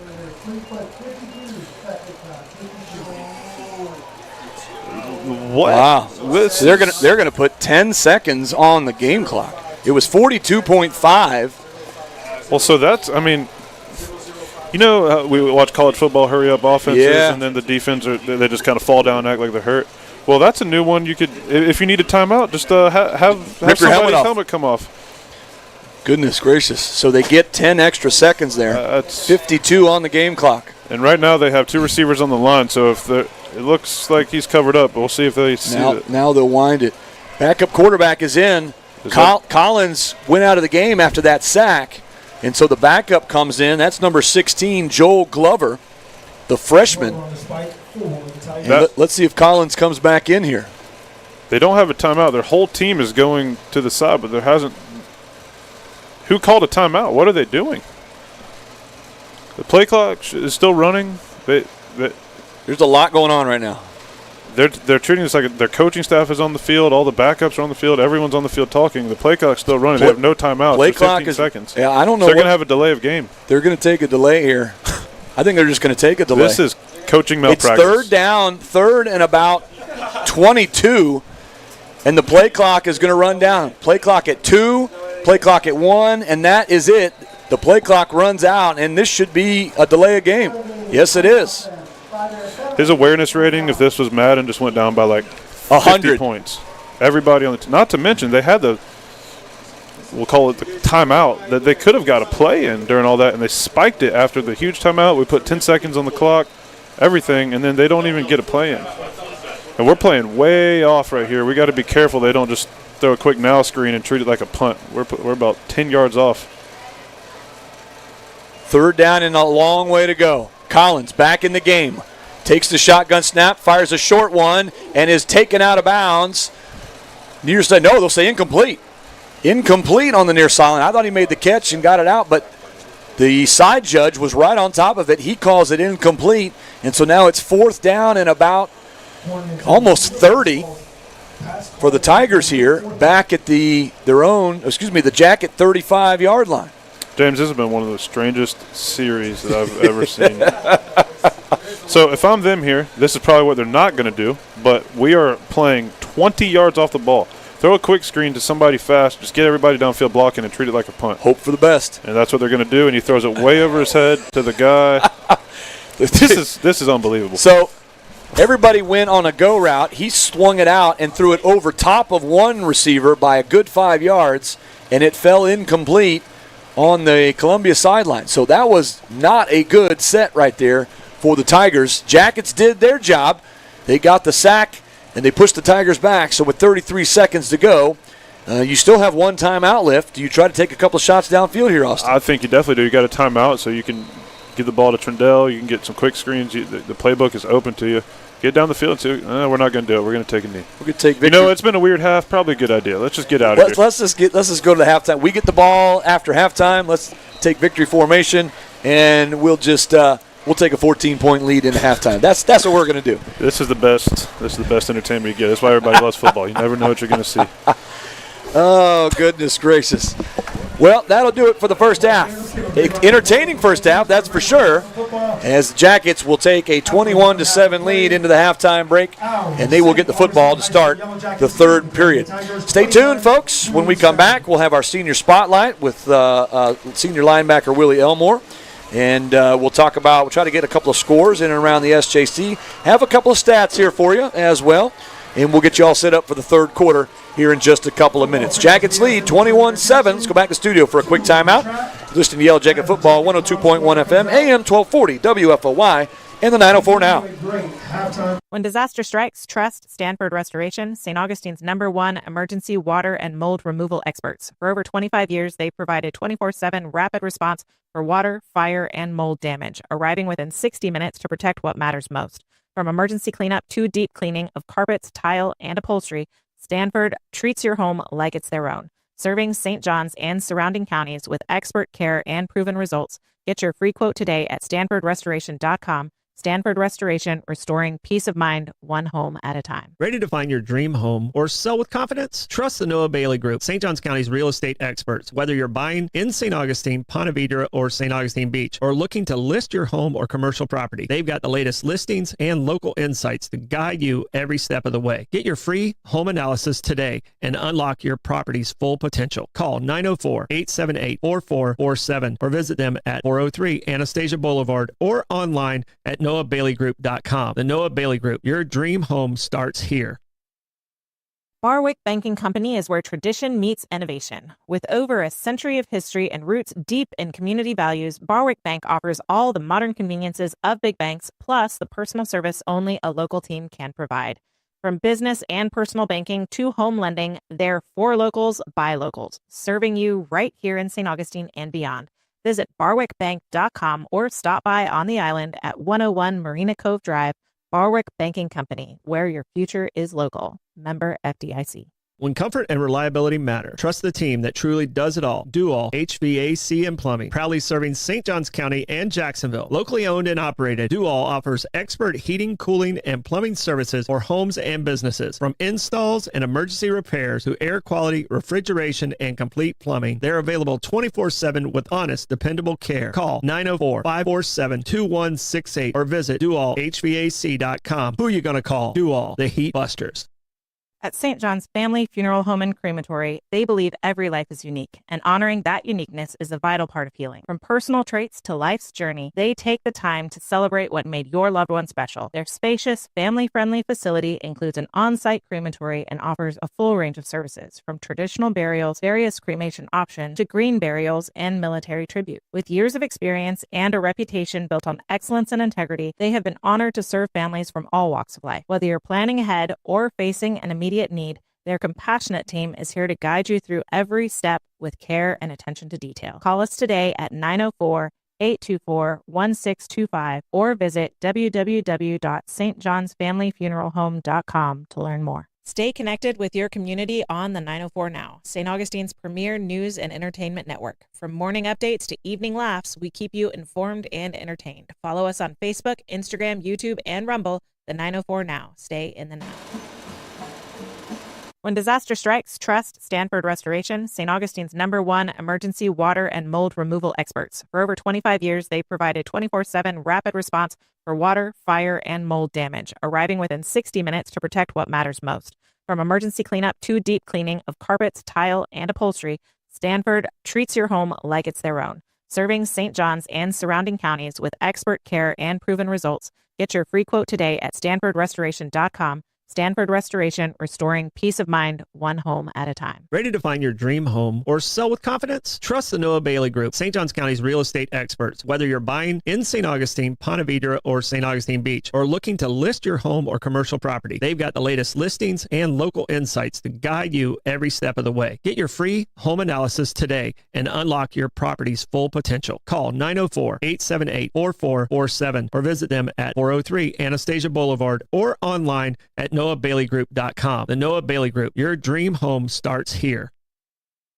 Barwick Banking Company is where tradition meets innovation. With over a century of history and roots deep in community values, Barwick Bank offers all the modern conveniences of big banks, plus the personal service only a local team can provide. From business and personal banking to home lending, they're for locals, by locals, serving you right here in St. Augustine and beyond. Visit barwickbank.com or stop by on the island at 101 Marina Cove Drive. Barwick Banking Company, where your future is local. Member FDIC.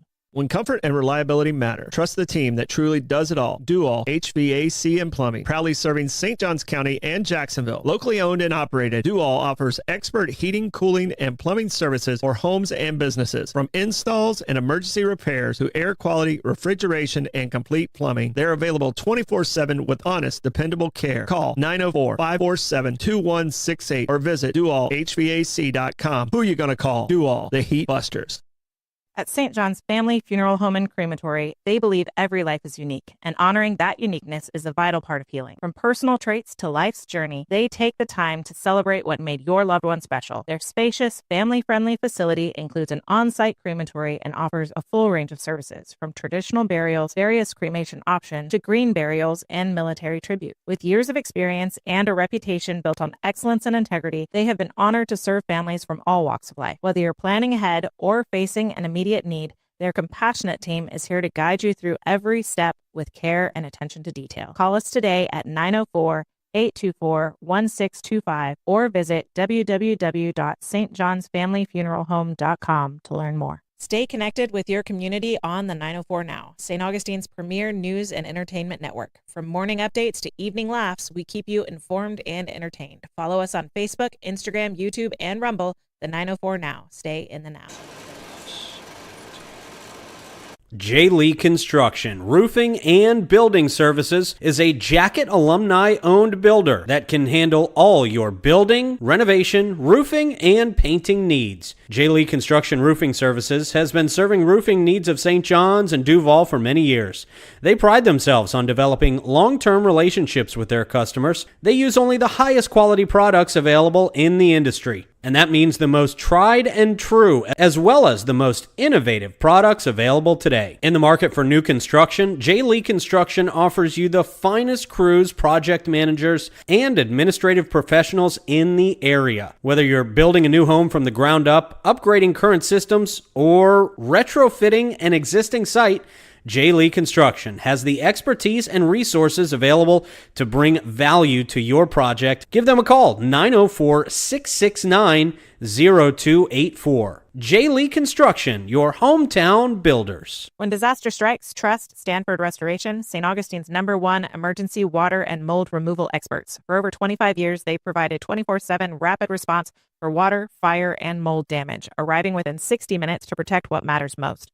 From emergency cleanup to deep cleaning of carpets, tile, and upholstery, Stanford treats your home like it's their own. Serving St. John's and surrounding counties with expert care and proven results. Get your free quote today at StanfordRestoration.com. Stanford Restoration, restoring peace of mind, one home at a time. Ready to find your dream home or sell with confidence? Trust the Noah Bailey Group, St. Johns County's real estate experts. Whether you're buying in St. Augustine, Ponte Vedra, or St. Augustine Beach, or looking to list your home or commercial property, they've got the latest listings and local insights to guide you every step of the way. Get your free home analysis today and unlock your property's full potential. Call 904-878-4447 or visit them at 403 Anastasia Boulevard or online at NoahBaileyGroup.com. The Noah Bailey Group, your dream home starts here.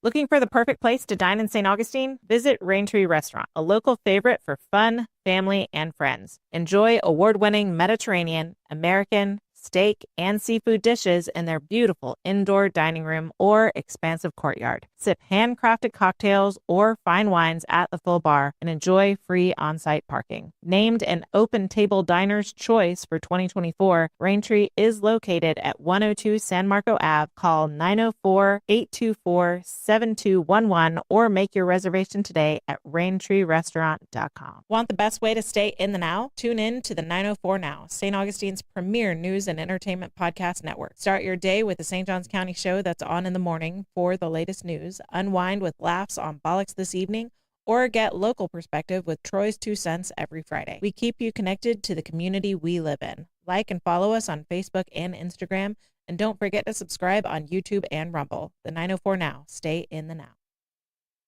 Barwick Banking Company is where tradition meets innovation. With over a century of history and roots deep in community values, Barwick Bank offers all the modern conveniences of big banks, plus the personal service only a local team can provide.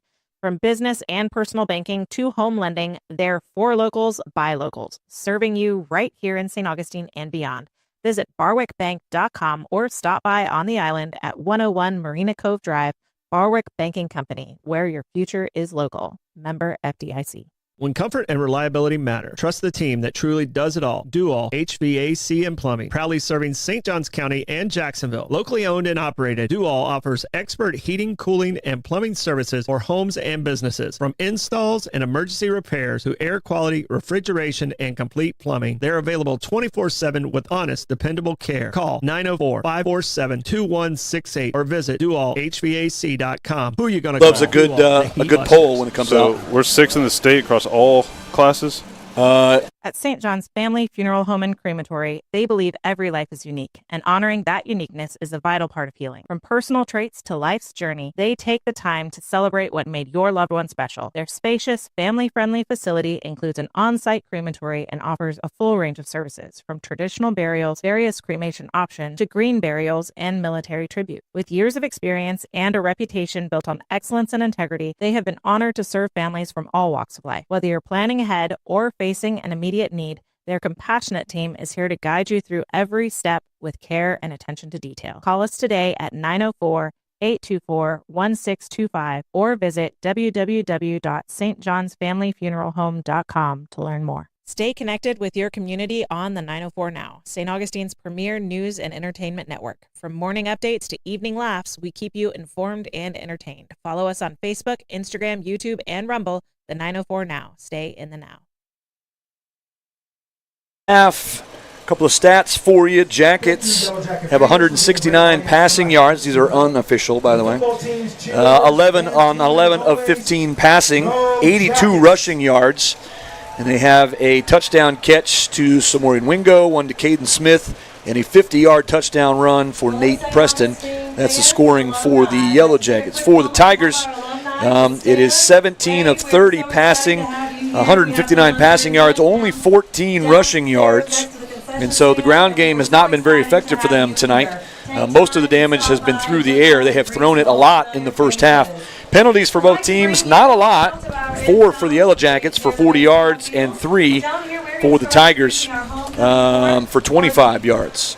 A couple of scores in and around the SJC. Creekside is up on Sandalwood, 35-18. Ponte Vedra with a 21-0 lead on Fleming Island. That's a little bit surprising there. Buchholz with a 10-0 lead on Nice. Bartram Trail is up 21-7 on Tocoi. And Pedro with a 23-8 lead. They're at homecoming as well against Westside. That's your update in and around the SJC. Well, Austin, interesting second quarter. I thought the first quarter went kind of well for us. Got a little sloppy there in the second quarter, but the defense really made a lot of plays and kept them off the scoreboard except for the one touchdown drive. Yeah, I think sloppy is the best way to put it. And we had lots of good moments, but whenever it came down to just making things happen and where we could really put them in a tough position at halftime, we kind of let them off the hook with fumbles and just different things like that. So I think there's no doubt we are in control of the game. I think we are the better team, and I think we can, if we really just play a cleaner game, do what we need to do, we can really start putting some distance between us, and I think that's what we'll do. I think we'll come out here, I think we'll run the ball well, I think we'll continue protecting the passer, and I think Brent's going to throw some good balls, put it right on them, get those few inches that we were talking about back, and I think this game's going to look a lot different very soon. I think it certainly could. Yellow Jackets will get the football to start the third period. As we mentioned, it is homecoming tonight. A lot going on in and around the complex here tonight as the homecoming court is being driven by some fabulous convertibles down the track here as they are introduced.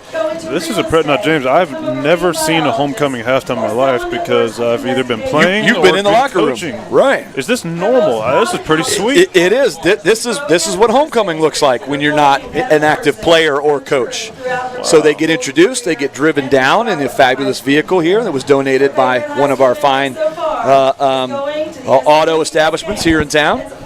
And so it's a great thing. Jackets with the 21-7 lead, and it'll be an extended halftime, by the way. Still have 6.5 minutes on the clock as the band is on the field, and they are providing some music, some entertainment as well. And I just want to give a shout out to them. I've seen our band at Bare Bones. I mean, literally, it looked like there were 15 kids up there, and it was like a sad situation. And I can't count how many are out here, but it's a lot. And even when I've been coaching, it's been the last few years for sure. I don't know. I know it's noticeable when you're on the field as a coach, as a player, when they're doing their thing, and then it's just impressive to see that they have come back, and a band matters. It makes a difference. It certainly does, and their numbers have steadily increased over the last several years, and the leadership has been a big part of that, I think, with the band program. So a big shout out to them over on that one. 21-7 is our halftime score here. Tell you what, let's go back to studio. We'll do a quick timeout. We'll come back here in 2 minutes, and we'll talk about the recently released football rankings here by the FHSAA. And we'll talk about where the Yellow Jackets stand and who sits behind them in the rankings as well, as the Yellow Jackets find themselves at the top of Class 4A. We'll be right back after this. You're listening to Yellow Jacket Football, 102.1 FM, AM 1240, WFOY, and the 904 Now. J. Lee Construction, Roofing and Building Services is a Jacket alumni-owned builder that can handle all your building, renovation, roofing, and painting needs. J. Lee Construction Roofing Services has been serving roofing needs of St. John's and Duval for many years. They pride themselves on developing long-term relationships with their customers. They use only the highest quality products available in the industry. And that means the most tried and true, as well as the most innovative products available today. In the market for new construction, J. Lee Construction offers you the finest crews, project managers, and administrative professionals in the area. Whether you're building a new home from the ground up, upgrading current systems, or retrofitting an existing site, J. Lee Construction has the expertise and resources available to bring value to your project. Give them a call, 904-669-0284. J. Lee Construction, your hometown builders.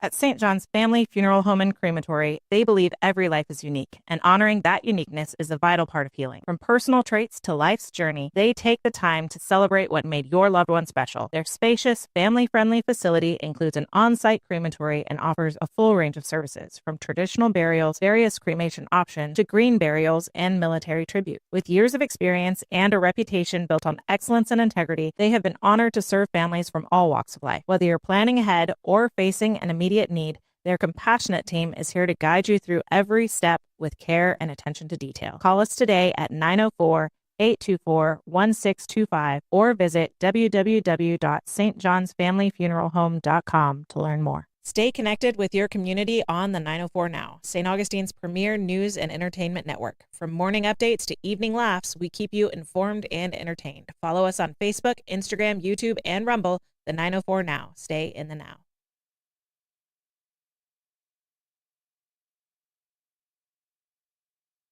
Life is not perfect, and sometimes throws you a legal challenge. That's when you turn to Canaan Law. Canaan Law is a local St. Augustine firm of 6 lawyers specializing in personal injury, criminal cases, divorces, and civil litigation. The firm provides compassionate guidance and aggressive representation. Canaan Law attorneys are litigation specialists and know our local court system, and they know how to fight for you. Call 904-824-9402 to schedule your consultation today. Canaan Law, your home field advantage when it matters most. At St. John's Community Pharmacy, your health is their priority. Locally owned and proudly serving St. Augustine and surrounding communities, they offer personalized care, custom compounding, and low-price generic plan. From diabetes support and health screenings to immunizations and personalized packaging, their friendly team is here for your whole family. Visit them today at 2720 US 1 South, Suite A, or call 904-460-1000.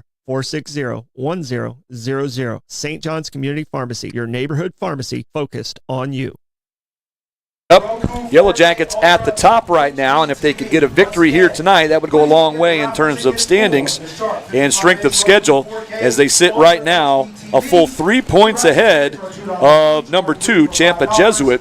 Jesuit at 4-1 on the season. They have a rating of 16.075. St. Augustine at the top at 19.194. So that's how it stands right now. Hopefully we can keep that train running, and hopefully by the end of the season, the road to the playoffs goes through St. Augustine. Yeah, and that makes a big difference, like it did in 2023, where the Final Four, they did a reseed, and Dunbar had to come to town rather than we'll just say a tougher opponent, and that's why sometimes it hurts you whenever it doesn't work out, but when you schedule a tough schedule and you are worthy and you do beat them, it really does pay off. So that's what's nice when you play the Bulls, you play Nice, you play these high-rated teams and then win. End of the season, it is going to pay off because, one, you have the experience of playing tougher opponents, which you're going to see. So that's nice. But then also in the rankings, it matters. And trust me, this is a long state. I've been on the bus ride, and I'll take it here every time. 2023, I did not have to get on a bus one time until we went to Tallahassee for state. I would take that over last year driving to Miami every single time. So absolutely. That was a long drive to American Heritage last year, and a long drive coming back as well. Yeah. Jackets making their way out. They'll put a couple of minutes on the clock so both teams can get stretched out. Tigers are already out. They're getting stretched out in the east end zone, and I believe we should put about 3 minutes on the clock before we get underway. As I mentioned, Jackets will get the football to start the third period, as the Tigers won the opening coin toss, elected to receive, and that gave the football to the Yellow Jackets here to start the third period. Jackets need to come out, get a score right here. I think they need to come out, they really need to punch the Tigers in the mouth and get a score. And I think right then the Tigers will go into desperation because they've been able to get up and down the field between the 20s. They haven't been able to convert in the red zone, and I think that's been huge, and it's been a big message here tonight for the Tigers. Yeah, we got to put pressure on them to get this to 28-7, put a 3-possession lead on them, and really make this quarterback have to make them crawl back into the game, which he hasn't shown the ability to do that. He's shown he can move the ball, but he hasn't shown that he's got the ability to beat you yet. So let's put the pressure on him, and also let's put the pressure on this play caller because he doesn't seem to. I would handle things differently, put it that way. So let's make them try to claw back, and we can force some turnovers, let the D-line rush a little bit and make things a little bit simpler. Coaching staff this week did talk about Collins. He doesn't have he's negative in the rushing yardage for the season. And basically it's just from scrambling. He wants to sit in the pocket. He wants to try to pick people off and get it into the hands of his playmakers. But when he's forced out, he doesn't seem like he has a runner's IQ. So he gets flushed out, and he just tries to keep his eye downfield and make a play out of it. Not always going to be there. And like you talked about earlier with Brenton James, just kind of flipping it out to Trendell Anderson and getting something positive. Don't take a sack. Don't force it into coverage. Just get something out of it. And I think that's been the difference here tonight. Brenton James has made a few more plays than the Tigers quarterback. Yeah, Brent's really processing things pretty quickly. And it's crazy because the preseason game against Ponte Vedra, we weren't on the air, but I was here with my family, and we were watching, and that was one of the things I was a little bit concerned about with Brent is there were some guys within rhythm that he should be putting the ball on them right now. He should hit the hitch, and then ball should be out, and he's holding. Next thing you know, we got a sack, and I'm like, eesh. And, that's just part of getting used to it. But that learning curve is not the same for everyone. So his curve is going a lot higher, a lot faster than somebody else. And, that's a testament to growing up in the James family, watching football.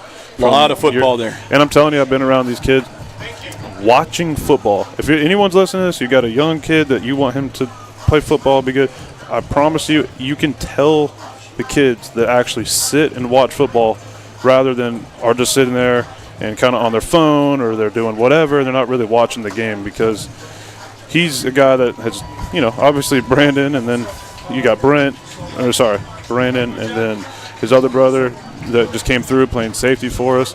And anyway, point is, he's progressed very quick, and his decision-making is really impressive at this point in the season for a first-year starter. Jackets make their way in. They enter from the west. Tigers will make their way to the sideline.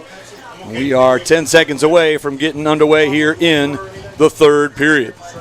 But shout out to Braylon. He was the quarterback of our defense for multiple years. I mean, he was our old defensive coordinator, Max Manning, could talk to him almost like he was a coach, and he would just take it right in. And it's a huge competitive advantage when you got smart guys on the field like that. So it's no surprise that Brent is just like both the other James brothers.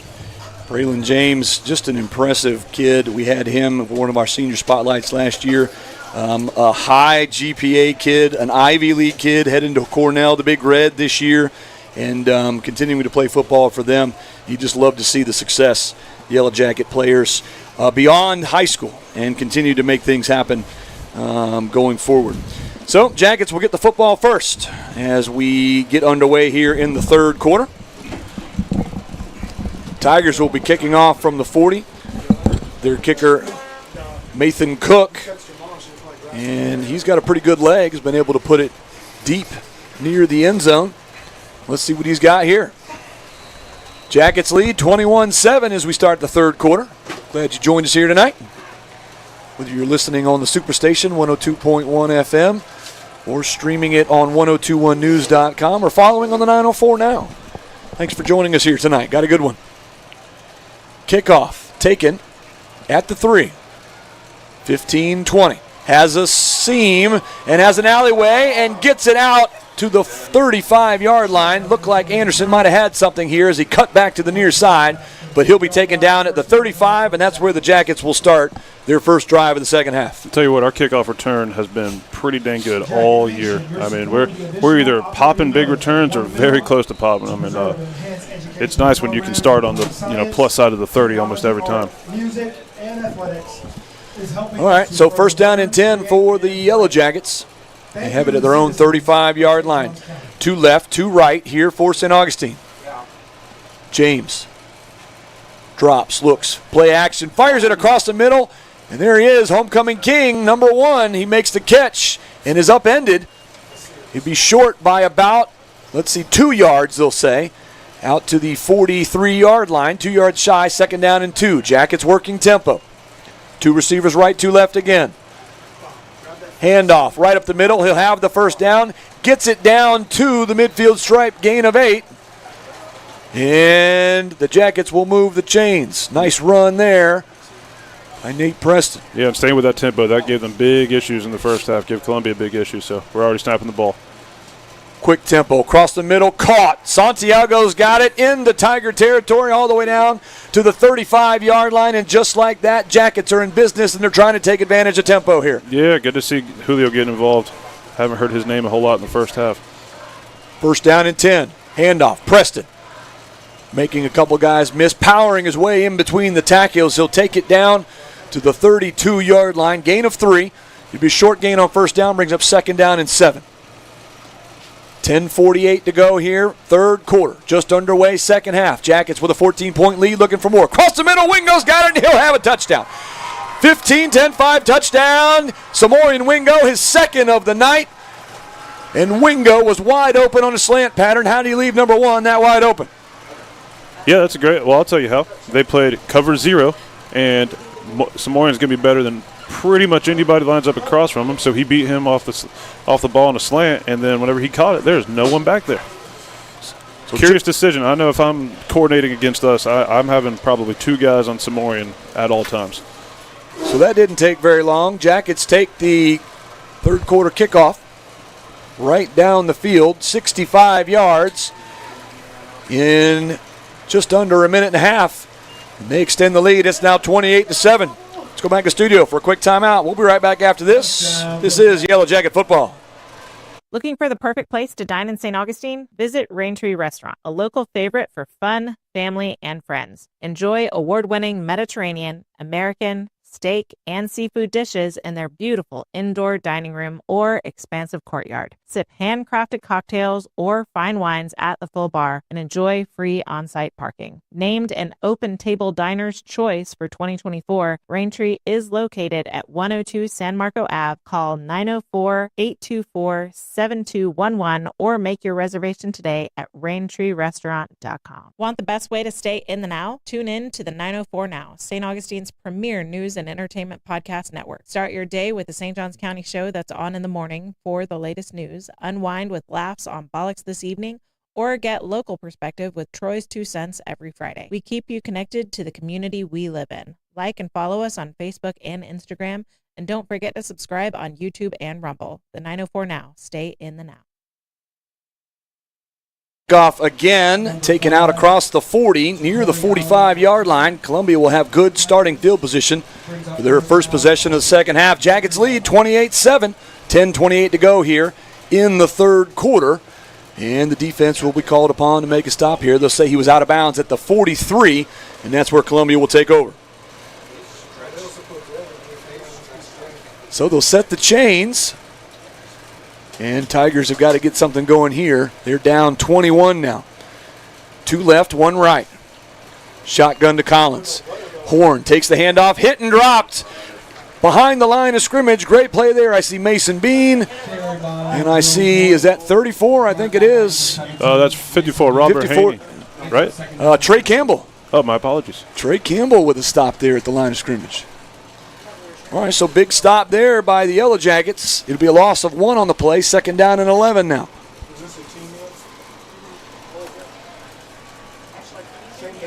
High snap, brings it down, pump fakes, fires it across the middle, caught. Into Yellow Jacket territory, spinning away from defenders and gets another 10 yards upfield as the Tigers hit a big hitter there on a slant pattern and takes it all the way inside the Jacket 30 to the 29. I'll tell you, Xavier Collins, his accuracy for that mid-throw game is pretty impressive. That's, probably his 3rd or 4th pass that's been right on the money at that about 14-yard space.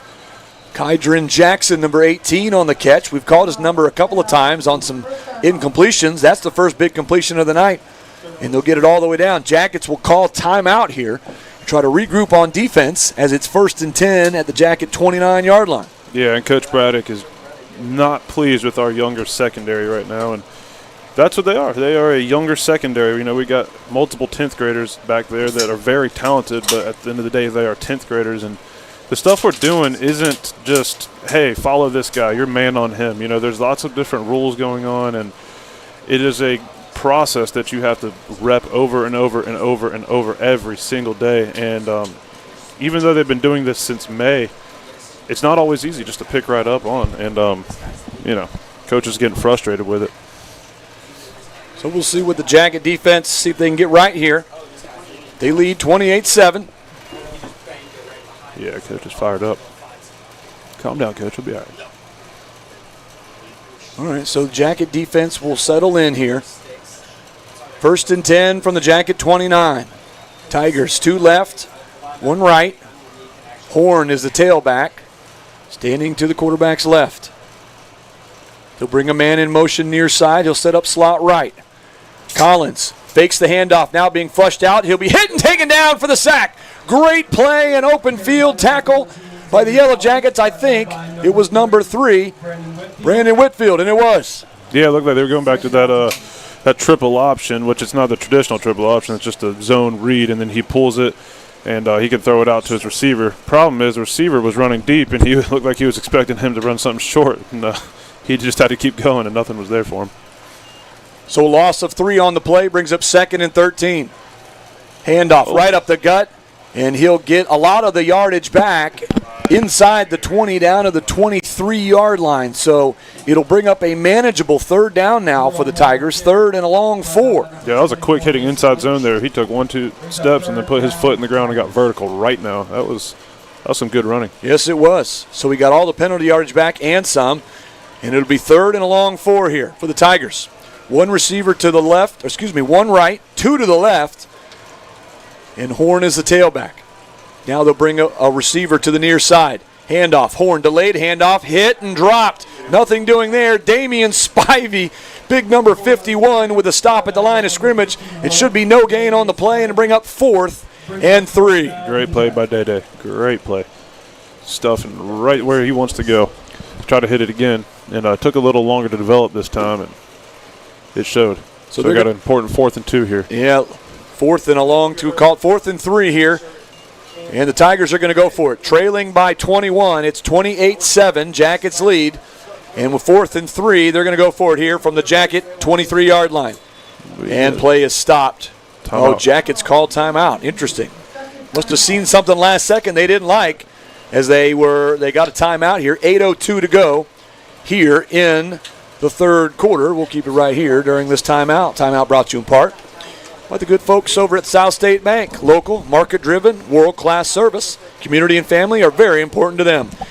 Visit a St. Augustine branch or online at southstatebank.com. So 8:02 to go here, 3rd quarter. We got the T-shirt cannon out there today. You know, this is a big-time operation. They're firing T-shirts into the crowd, Austin. I'll tell you what, we've come a long way. We have come a long way. We got speakers with bass in it. That one went out of the stadium. That's going to hit someone. Oh, jeez. They just fired one over the stands and behind us. Okay, take the PSI down a little bit, ladies. My goodness. It's homecoming, folks. Some kid walking around trying to get a middle school date just got hit in the head with a shirt. The pounds per square inch on that cannon, please. You're shooting them right out of Joey Wiles' Walt Slater Field here at Roman Stadium. Just shooting it right out. All right, here we go. 4th down and 3 out of the timeout. Tigers. False start. Did somebody jump or somebody move? False start against the offense. It's going to cost them 5. The Tigers were excited thinking that they drew them off sides, but instead somebody flinched, and it'll go from 4th and 3 to 4th and 8. Tell you what, one thing you can't do is turn on and turn off discipline.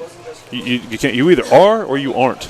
And you got it or you don't. Yeah, that's why every day is treated the same here at St. Augustine High, and it shows. You know, I mean, there's still kids that are going to mess up, but if you don't treat every day like it's the most important day, you're going to mess up when it matters most. All right, 4th down and 8. High snap. Collins fires it across the middle. He's got it complete, and they will convert and move the chains here.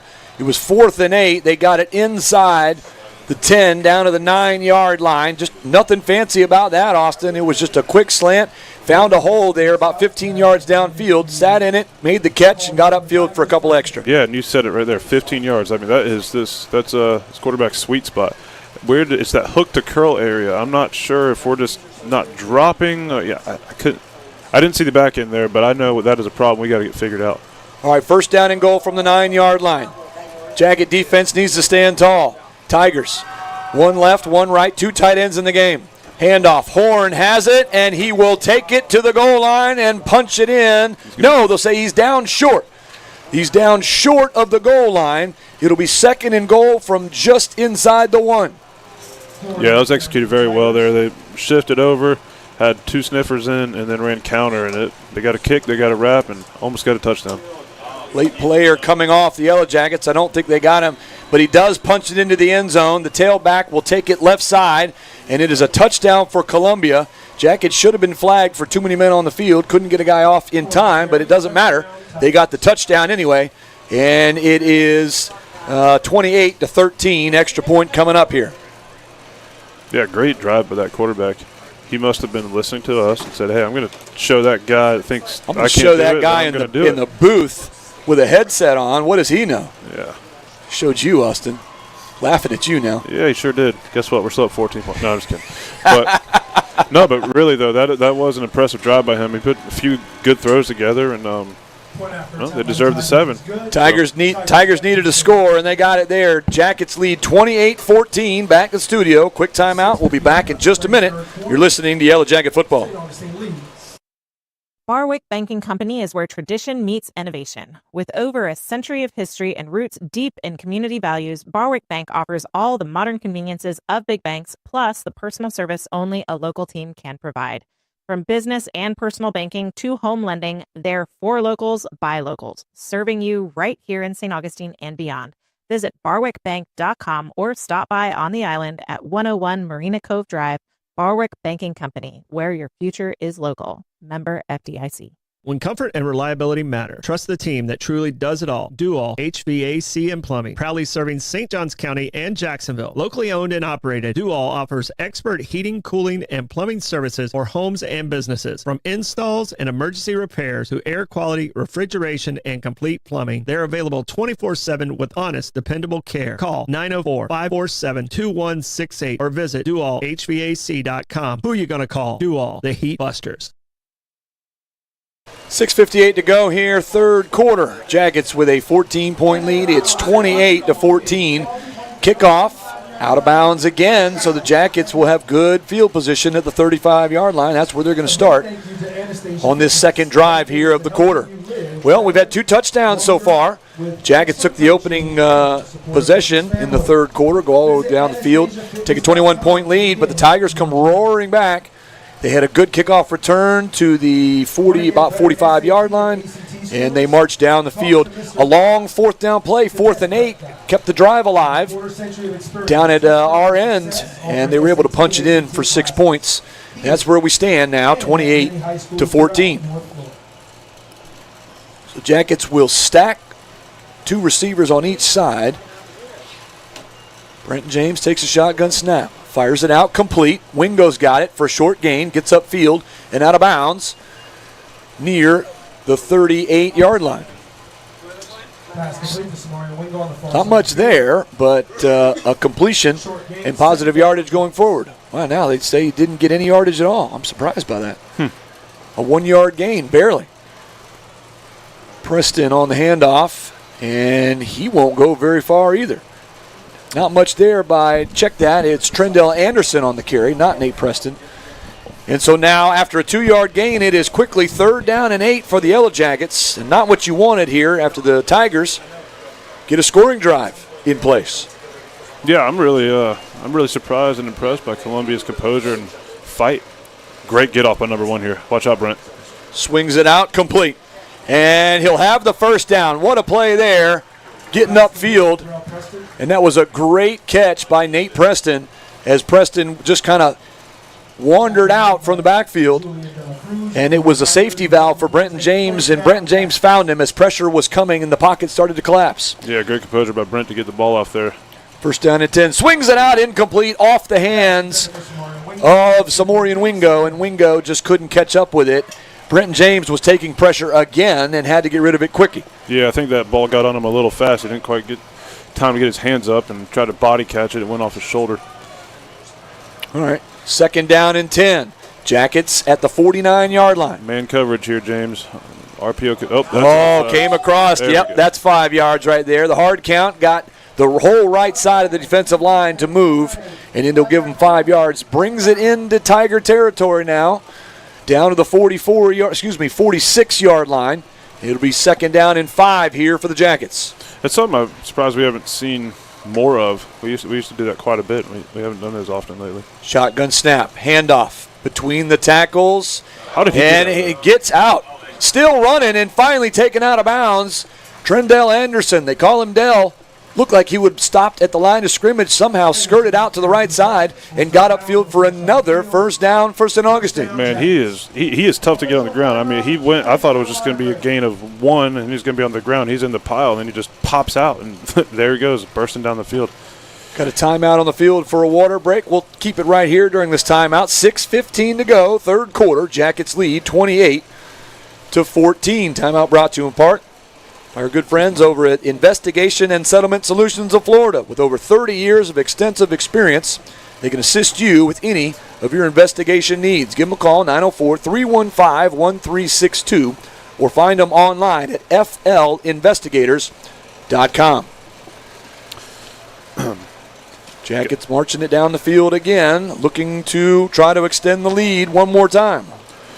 You know, one of those things that kind of people say, and people will just say things that aren't necessarily true. One thing that is true, that sounds like it may not be true, is that when there's like a really short guy like Trendell, it's like, you can't even see him. He could just pop out. And it's like, yeah, sure. But there's actually some truth to that. It is really hard to tackle a guy like that. And especially when he's as quick and has as much balance as Trendell does. So out of the timeout, Jackets will have it. 1st and 10, 2 left, 2 right. Tigers showing blitz, almost jumped across. See if they check out of that. Play clock is down to 5. They're going to have to hurry. Play clock at 2. They'll have to snap it quickly. They do get it off in time. Fires it across the middle. Trendell Anderson has it. And he takes it upfield. He'll have the first down inside the 25 and down to the 22-yard line. Man, Brent has been doing such a good job going through his progressions. And then when it's not there, just taking the open man. I mean, we've got probably, I don't know the exact stats, but I bet it'd be around 85 yards just off of a few checkdowns that have just gone down the field. So Jackets move the chains again. Just outside the red zone. Oh, and it's incomplete. Trying to hit Trendell again. He was lined up slot right. And he won't connect. And it'll be incomplete. Brings up 2nd down and 10 from the Tiger 22. Jackets lead 28-14. 5:48 to go, third quarter. Getting the call from the sideline. 20 on the play clock. Getting the signals. Now they look to the sideline. Play clock at 12. Brenton James will move a couple of guys around. He'll set the shotgun, and here we go. Brings Wingo in motion near side. Handoff. Trendell. And not much there. Be a loss on the play, I think, of a yard. I don't know if he got back to the line of scrimmage. It'll be 3rd and long here for the Jackets. Yeah, so it's a 2-play situation. We don't need to get it because we're not going to be able to kick a field goal, and we're definitely not punting. So we got 2 plays to get these 10 yards. So let's see what the Jackets come up with here. Clock still running. 5:25 to go in the quarter. 2 right, 2 left.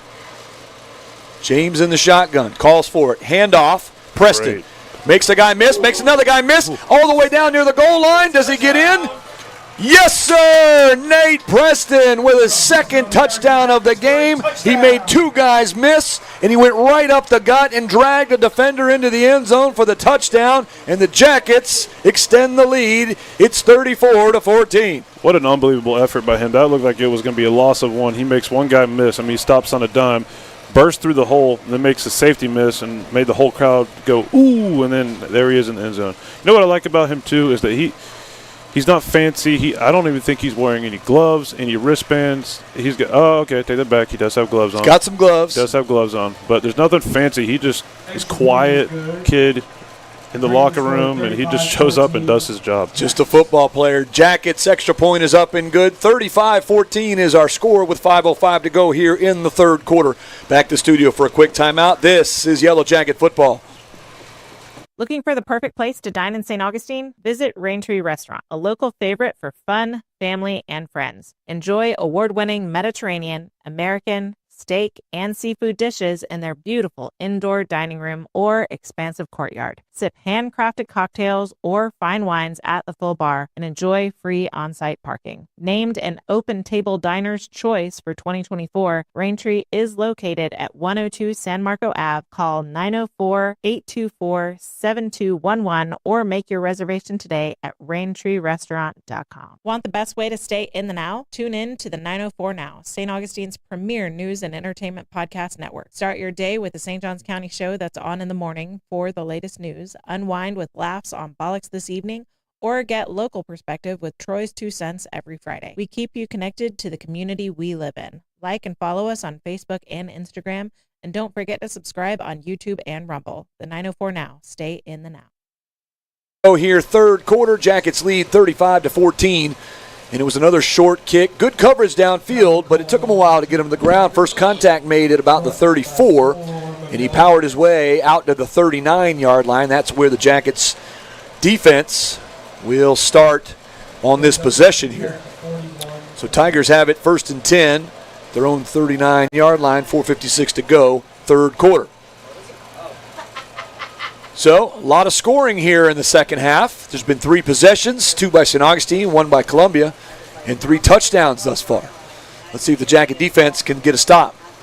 Fires a deep ball, middle of the field, and it is caught. That's Caldwell, and Caldwell's up the field. Gets away from a defender inside the 20, and he'll walk into the end zone for a touchdown. And just like that, here come the Columbia Tigers. My goodness.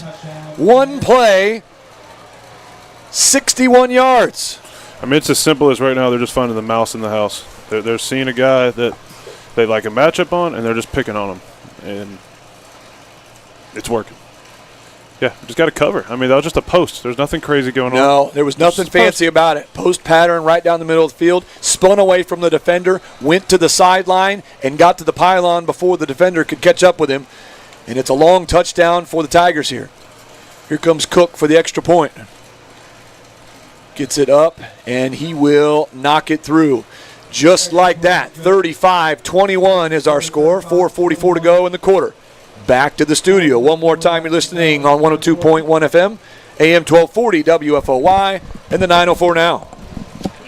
J. Lee Construction, Roofing and Building Services is a Jacket alumni-owned builder that can handle all your building, renovation, roofing, and painting needs. J. Lee Construction Roofing Services has been serving roofing needs of St. John's and Duval for many years.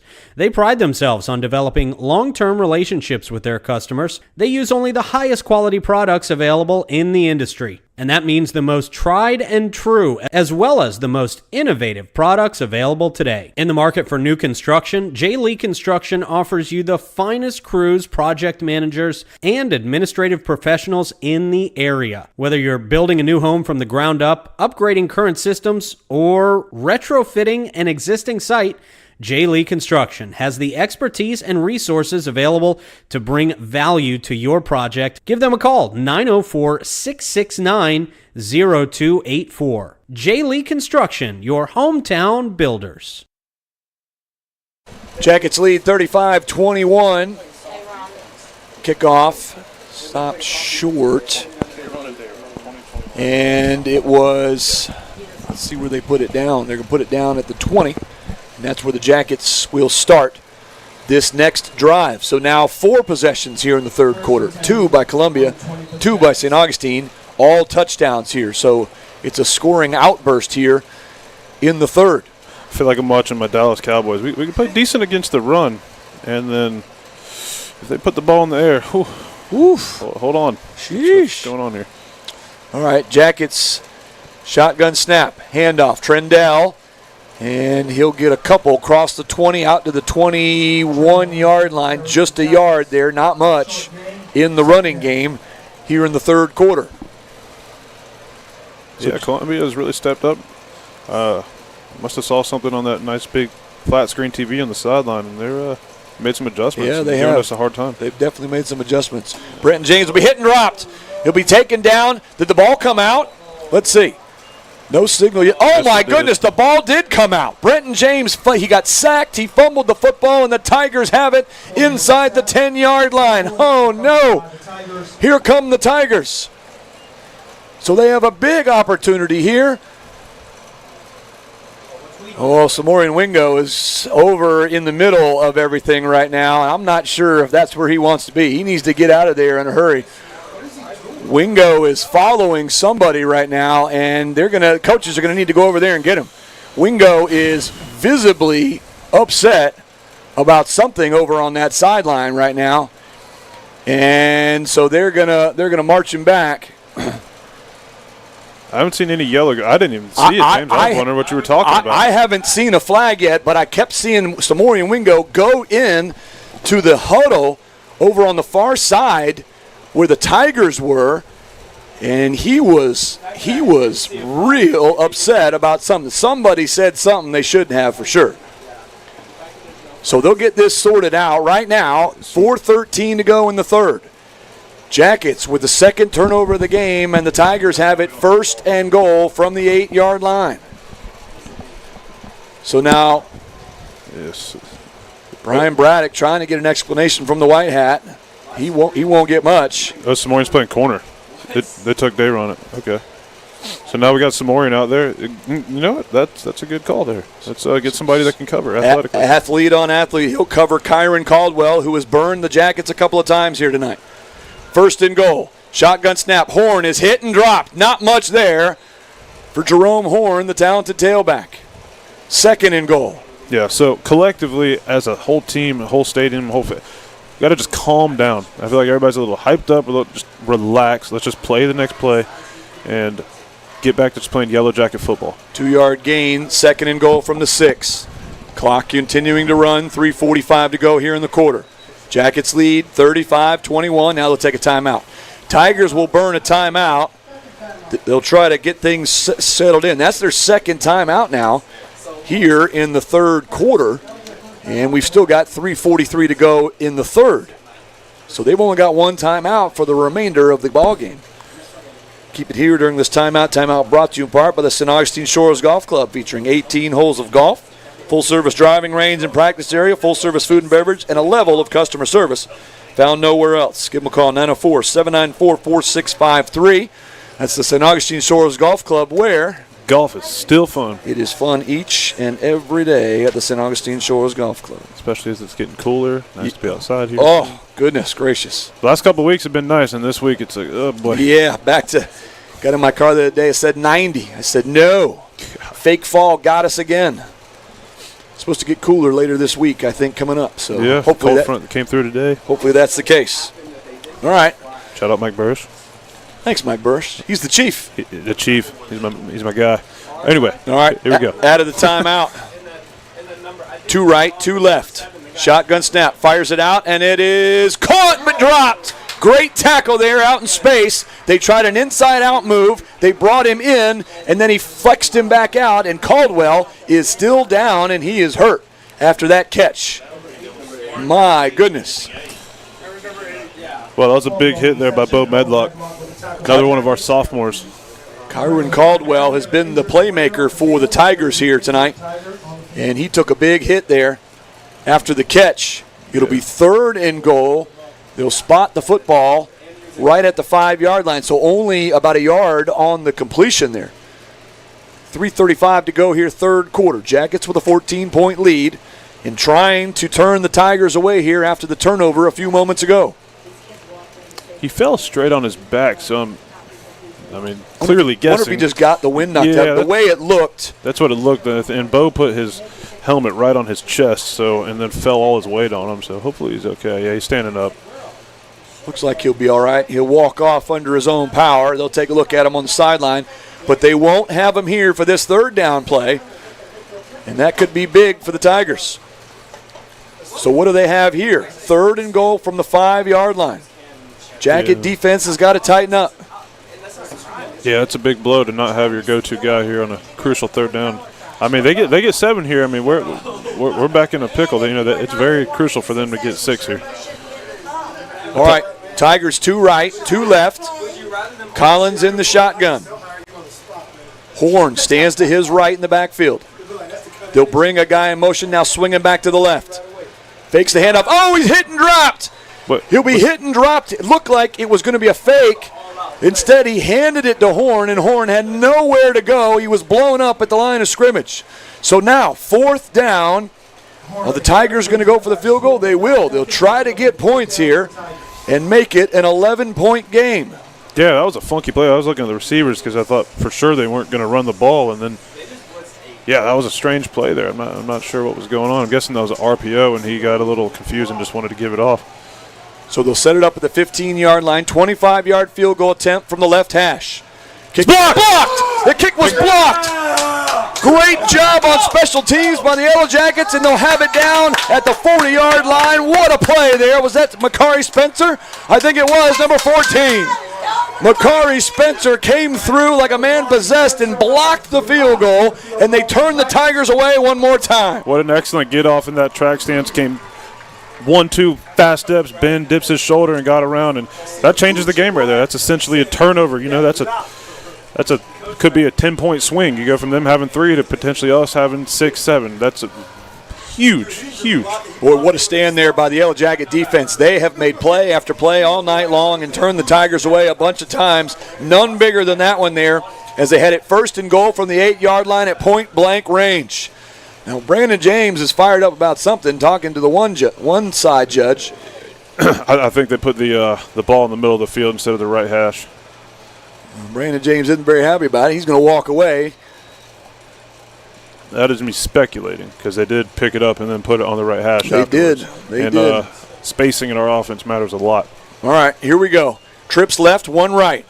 Fakes the handoff, fires it out complete. Wingo's got it, and he's got it into secondary, and he'll be just across midfield at the 49-yard line. It'll be enough for a 1st down. He'll move the chains, gain of 11, and the Jackets have it 1st and 10 from the Tiger 49. There we go. Now we're rolling, James. Now we got Jacket football going back on. Let's just put some plays together here. See if we work a little tempo here and try to keep them on their heels.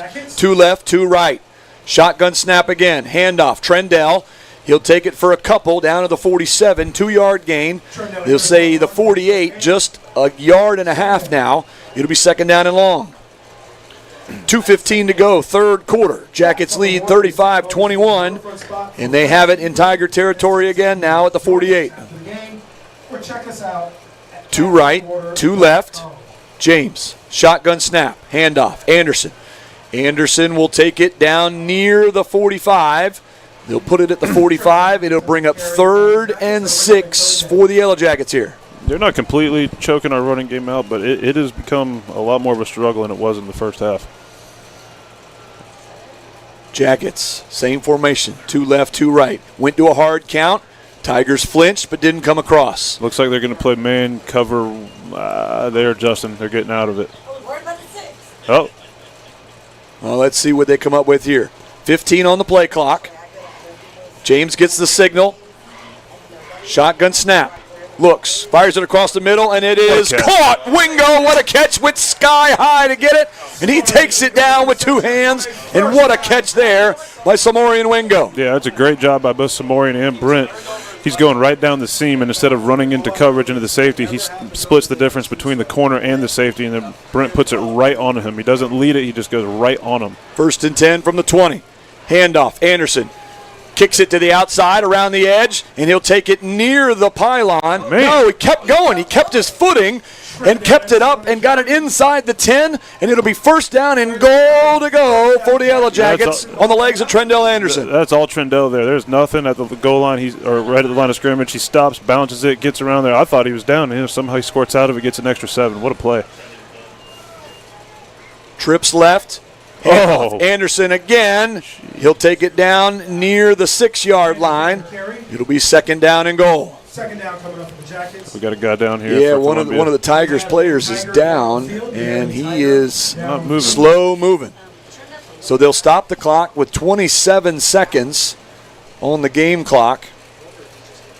Yeah, that's number 8, Jalen Underwood, the 6'2", 275-pound junior. Yeah, he's a big guy. Yeah, he's not a. He's one of their listed as a defensive tackle. He's been playing a lot on that defensive line tonight. Look, I can tell you this: if there's a defensive lineman and they're in a single-digit jersey number, they're not a bad player. So they'll help him up. He'll walk off. Got a limp going. They'll take a look at him on the sideline. Hopefully he's okay. and he can get back in the game here. Jackets lead 35-21 with 27 seconds to go. A couple of scoring updates in and around the SJC. Bartram is now up 35-14 on Tocoi. Buchholz 13-7 on Nice. Creekside up 42-18 on Sandalwood. And Pedro is leading 23-8 still on Westside High. All right, let's see. What do we got here? This has been a good drive when it seemed like things were a little shaky for a short while there. And the Tigers were threatening to close it to within 7. Now all of a sudden it could be a 14-point swing as the Yellow Jackets are threatening themselves. It'll be 2nd and goal from the 6-yard line. They need to snap it because they don't have anybody outside. Snap it. No one is covering Nate Preston. Yeah, they got to him. They got a guy out there. To run the ball. Oh, that's Samorian, the Wildcat. Samorian in the Wildcat. He'll take the touchdown. Samorian Wingo was lined up as the quarterback, and he takes the Wildcat off the right side for a 6-yard touchdown run. And it's a hat trick for Samorian Wingo tonight. Yeah, I'll tell you, I thought it was Brent, and I was like, man, Brent looks fat. Oh, that's Samorian. That's Wingo. Yeah, not that Brent's slow, but but Wingo's pretty fast. There's a different level of speed there for a Division I wide receiver recruit. So the Jackets block the field goal attempt by the Tigers and take it right down the field and punch it into the end zone for a 6-yard touchdown run by Samorian Wingo. Extra point was blocked. And so the guy came off the edge and blocked the extra point, and so it is no good. 41-21 is our score. We'll keep it right here on the change of possession as we're about to go to the end of the third quarter. While we keep it here, timeout brought to you in part by Anastasia Diner and Moultrie Creek Diner. Good people, good food, and good times. Your home away from home. Check them out at either location and tell them that Izzy sent you. That's the Moultrie Creek Diner and the Anastasia Diner, one of my favorite places in all of St. Augustine. Score update, St. Joe up 34-6 on Duval Charter. Flashes. Shout out Cash Forbridge, Jordan Smith, coaching them up over there. Former Jacket alumni, or former Jacket football players, Jacket alumni. Sorry, I can't talk sometimes. It's all right. Speaking's hard. So that's why they put me in this job where I have to speak. Listen, I played football. I use my head a little bit, You're doing great, man. Well, earlier I was really getting tripped up saying Brent, Brandon, and Braylon. You were having trouble with that. Yeah. With the whole James family almost. Yeah. All right, 6.8 on the clock. Kickoff short, taken at the 25, and gets away from defenders, 35-40. And is taken down across the 45 to the 46-yard line. And a little extracurricular downfield. They'll separate and get away from it. Yeah, we had 2 guys on him at the 30-yard line. He was able to get away from both of them and get another 15 yards. I will say that's something we're going to have to address going along the season. Is our kickoff is a little bit problematic. We're giving pretty poor field position to our defense, and we got to figure out something there. That'll finish the third quarter. Let's go back to studio for a quick timeout. We'll be right back with the fourth. Jackets lead by 20. You're listening to Yellow Jacket Football. Scholastic athletics are an extension of the classroom, and the lessons of respect, 1 minute. integrity, and fair play are just. When disaster strikes, trust Stanford Restoration, St. Augustine's #1 emergency water and mold removal experts. For over 25 years, they've provided 24/7 rapid response for water, fire, and mold damage, arriving within 60 minutes to protect what matters most. From emergency cleanup to deep cleaning of carpets, tile, and upholstery, Stanford treats your home like it's their own. Serving St. John's and surrounding counties with expert care and proven results.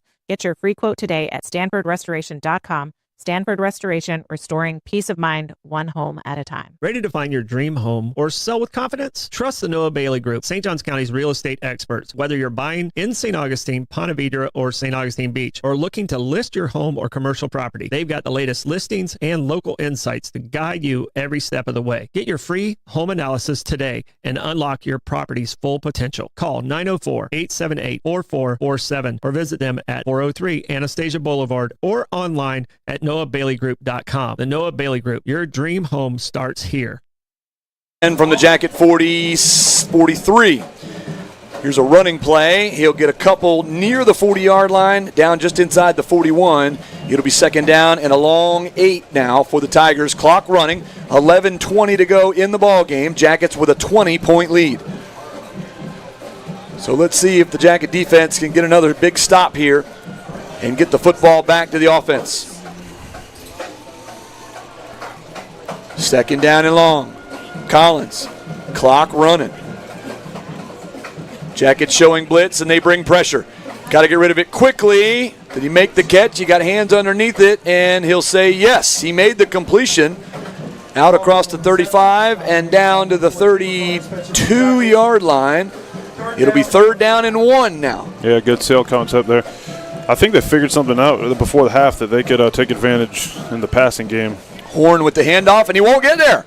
He will not get there. Stop short. It'll be a loss on the play of 1 and brings up fourth down and 2 now, a long 2 from the 34-yard line. I'll tell you this, they have not been able to run on us all night. Boy, and that is great job by our interior defense. That has been part of their bread and butter. They'll go quickly. 4th and 2, and it is bobbled and caught.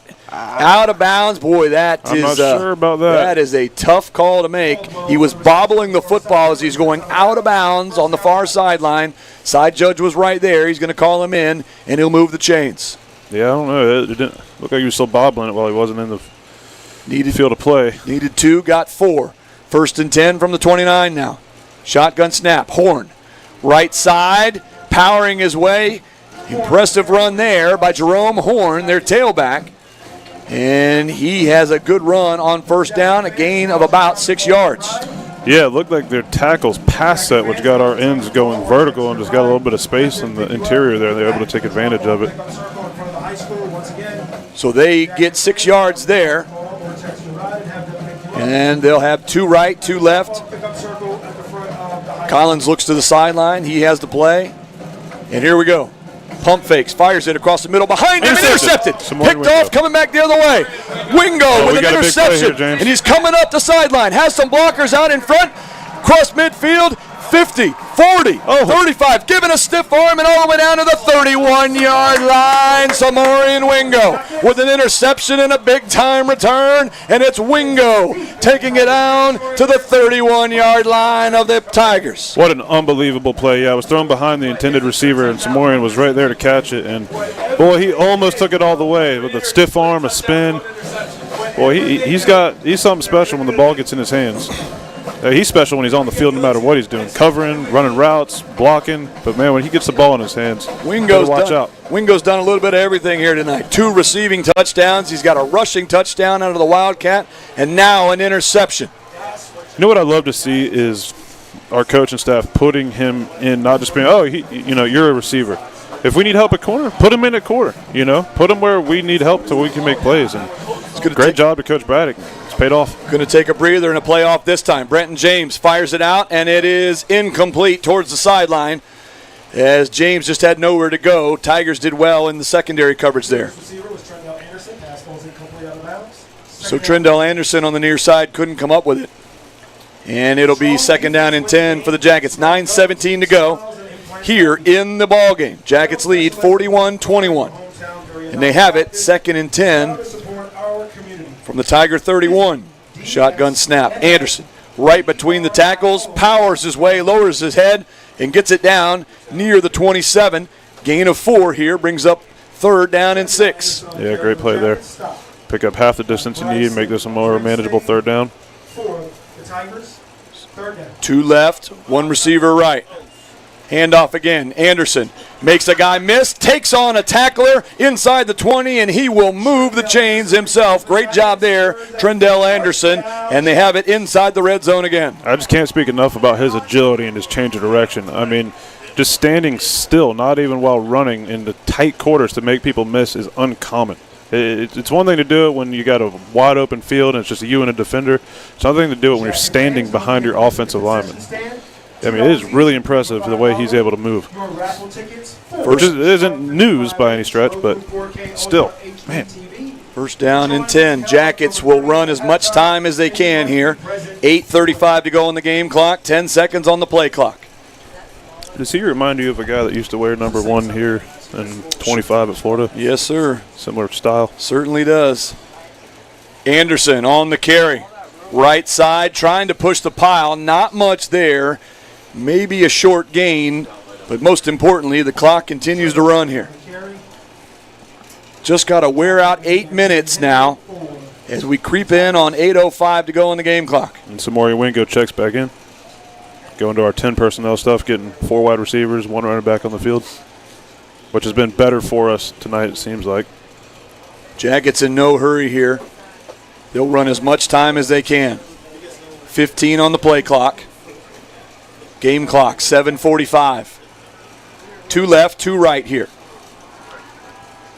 James calls it with 5 on the play clock. Play action to Anderson. Looking upfield, looking. Oh, no. Drops the football and just kind of tosses it out of bounds. Couldn't pick it up. Weird play there. Looked like he bobbled it once, tried to get outside, and then he just bobbled it. It came on the ground. He luckily just shoved it out of bounds there. And technically, that's an incomplete pass. That should be an incomplete pass. His hand went forward and the ball went forward. I know it was funky, but that is an incomplete pass. We should go back. They don't want to hear it. Coach Bragg's trying to tell them to. They're not listening to you. Yeah. So they'll lose 2 yards on the play. Right. But the clock continues to run. Yeah, and Coach Jesse Fox is telling them as well. We lose 2 yards, but the clock will continue to run here. Inside of 7 minutes to go.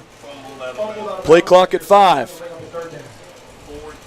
Play clock at 1. They snap it in time. Looking.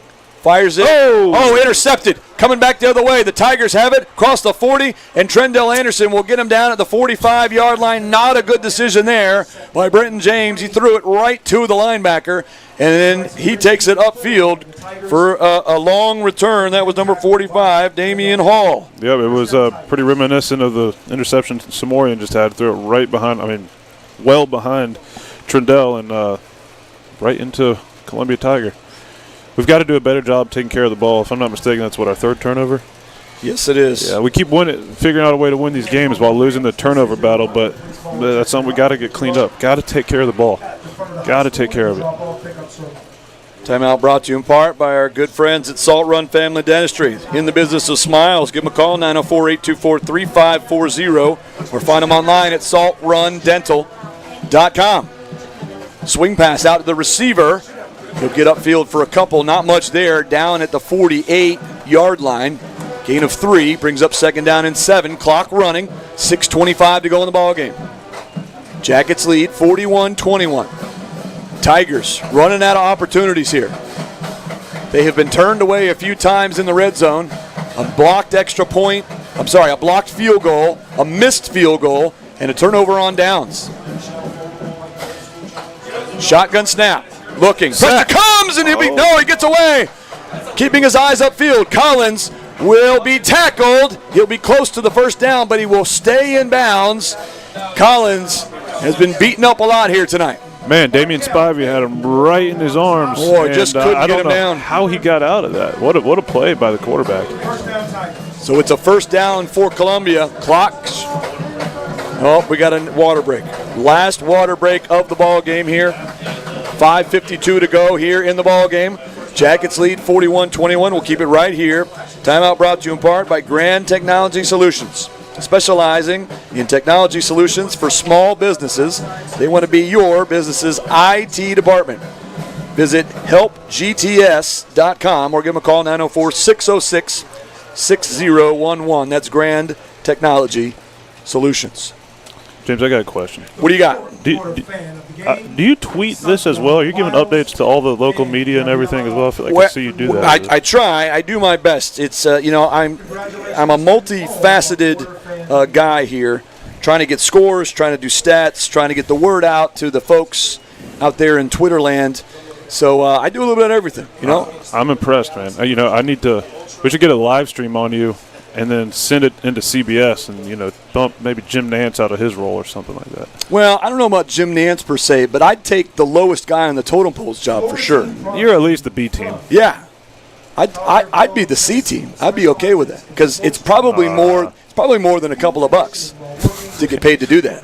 I'm sure you can get more than. Well, never mind. I won't say what I was going to say, but yeah, I'm sure there's some pretty decent compensation. Or if you're like Tom Brady, you can just jump right into the jump right in, yeah. Bump Greg Olsen out for $30-some million. Yeah. I liked Greg Olsen. I think he's good. Yeah. All right, out of the timeout here. First down and 10. Collins, flags coming in. Collins will be hit. He'll spun around, and now he'll get upfield. He will go down inside the 35 at the 34-yard line. Let's see what the flag is here. I think it's going to go against the Yellow Jackets. Yeah, Pocket was closing in on him. He was able to squirt out of there and move the chains. He's telling the chains to come back. Oh, I don't know here. White Hat is going to talk about it with the side judge who threw the flag. So let's see what we're going to do here. 5:29 on the game clock. Legal motion against the Tigers. Bring it back. Yep, illegal. Bring it back. Yep. Guy was moving. I don't know if they had two guys moving at once or if the guy moved and didn't get set before they snapped the football. So it'll cost him 5 and a first down. He had the first down there. And it'll push it back to, let's see. The nose of the football is on the midfield stripe on the Tiger side of the field. So it's at midfield. And is it first down and a long way to go? What do we got here? Yeah, our chain gang is struggling across the field over there. Yeah. I think they'll set it at the 36-yard line. Yeah, 35-yard line.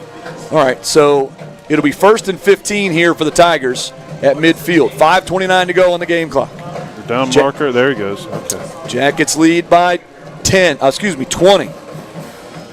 Isn't it amazing how many people need to do their job for a football game to go on? Yeah, sure is. I can barely do mine right. 2 left, 3 right. Shotgun snap. Looks. Calls his hit and drop. Day-Day. He'll get him to the ground. This time, Davian Spivey will get him to the ground all the way back at the Tiger 43-yard line, and that's the sack we've been looking for from Davian Spivey. Yes, sir. That was great. One-step get off, good hand work. Beat the hands, he beat the man, and that's what he did, and he got the quarterback on the ground this time. So 2nd down and a country mile here for the Tigers. Clock still moving inside of 5 minutes to go. 4:50 on the game clock. Jackets by 20. 2nd down and about 22 here. 5 wide receivers trying to spread them out again. Pressure coming again. No, doesn't get off. Gets it away. Upfield he goes. Back to the original line of scrimmage at the 45. And it will bring up 3rd and about 9 here for the Tigers. Gets it down to the Jacket 44. They got to get it across the 35 for the first down. Looks like they're going to bring a little bit of pressure here, I think. Clock is moving. Tigers don't seem to be in a hurry. They need 3 scores. 2 left, 2 right. Horn will stay in the backfield. Checked out of it. We're going to play base. Oh, no, there they come. Pressure's coming. Collins pressured, forces out to the right side, and they got him again. Oh, baby. Mason Bean coming on the blitz, and he got the quarterback to the ground all the way back at the 44-yard line of the Tigers. What excellent pursuit by Mason Bean. Able to dive out there and just get the swipe just to get the shoelace tackle, get him on the ground. Excellent pursuit. He looked like a young Drake Lusk right there. That was I didn't know he could run that fast. Man. With Drake Lusk making good things happen on Saturdays now, playing for Bryant University. Another sophomore, by the way, Mason Bean. Yes, it was. All right, 4th down and a long way to go. 5 wide receivers. Jacket's going to hit him again and get him down. Oh, baby. There's Spivey once again, 2nd sack in the series. And the Jackets defense will take over once again. And what a performance it has been by St. Augustine's defense here tonight. Love to see that. Day-Day is such a great kid. He's such a hard worker. He takes everything so serious. Awesome to see the fruits of that labor and getting 2 sacks on the drive, and could have and should have been 3. But great job. Dropping the hair. Boom! There it is. Bringing it back. There it is. Love it. 3:12 to go in the ball game. Jackets lead 41-21. They need to run some clock here and get out of here with a big-time victory. Shotgun. Handoff. Anderson hit and dropped. Behind the line of scrimmage will be a loss of 2 on the play, but it'll keep the clock running. Inside of 3 minutes to go. Yeah, for those of you that couldn't see, there's a thing. I was the D-line coach the last 4 years. There's a thing we did anytime tackle for loss, big sack.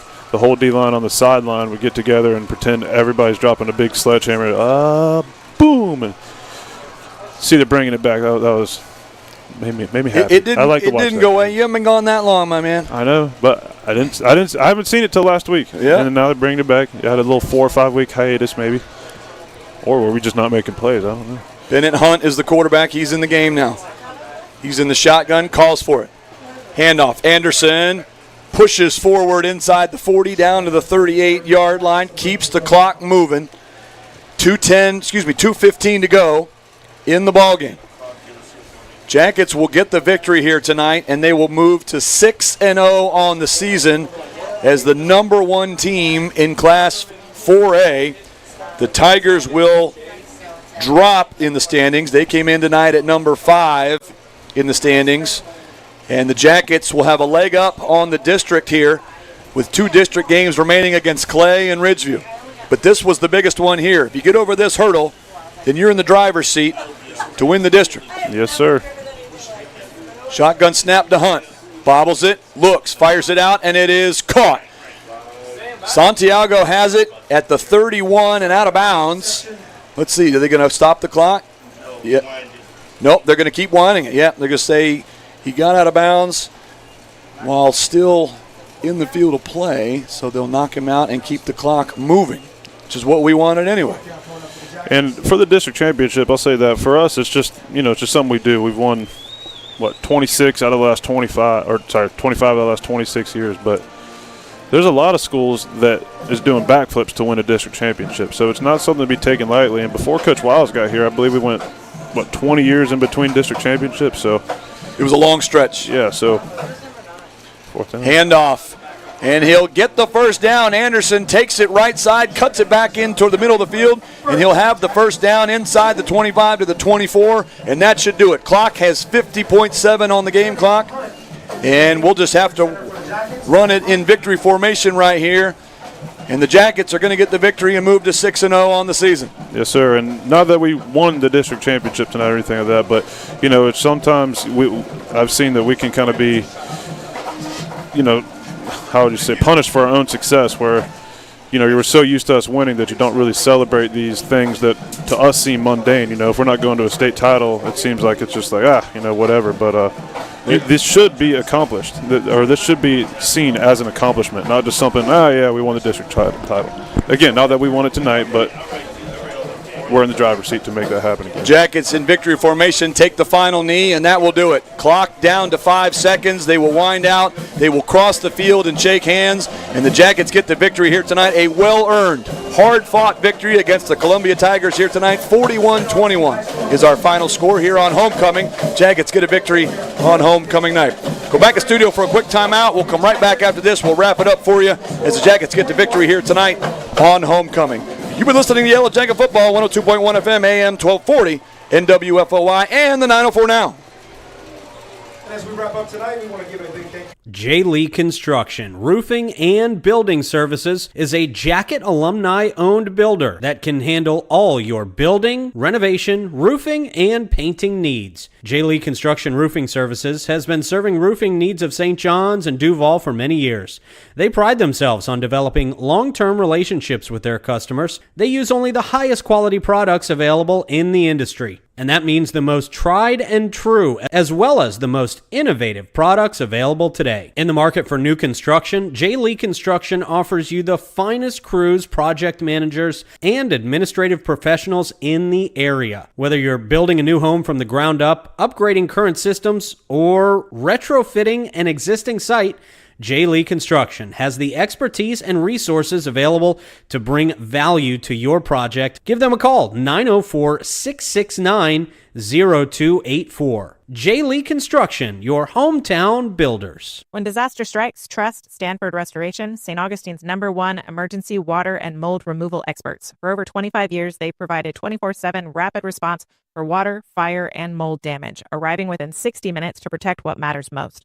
From emergency cleanup to deep cleaning of carpets, tile, and upholstery, Stanford treats your home like it's their own. Serving St. John's and surrounding counties with expert care and proven results. Get your free quote today at StanfordRestoration.com. Stanford Restoration, restoring peace of mind, one home at a time. Ready to find your dream home or sell with confidence? Trust the Noah Bailey Group, St. Johns County's real estate experts. Whether you're buying in St. Augustine, Ponte Vedra, or St. Augustine Beach, or looking to list your home or commercial property, they've got the latest listings and local insights to guide you every step of the way. Get your free home analysis today and unlock your property's full potential. Call 904-878-4447 or visit them at 403 Anastasia Boulevard or online at NoahBaileyGroup.com. The Noah Bailey Group, your dream home starts here.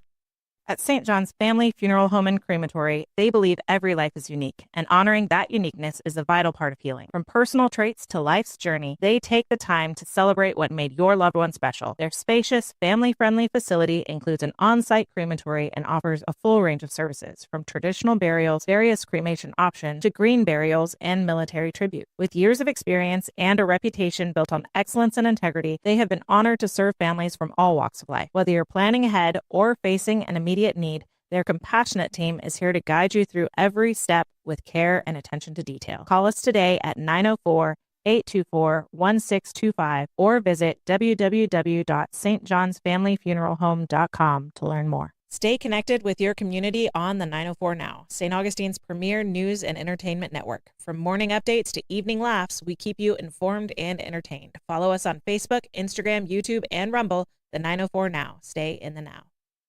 Barwick Banking Company is where tradition meets innovation. With over a century of history and roots deep in community values, Barwick Bank offers all the modern conveniences of big banks, plus the personal service only a local team can provide. From business and personal banking to home lending, they're for locals, by locals, serving you right here in St. Augustine and beyond. Visit barwickbank.com or stop by on the island at 101 Marina Cove Drive.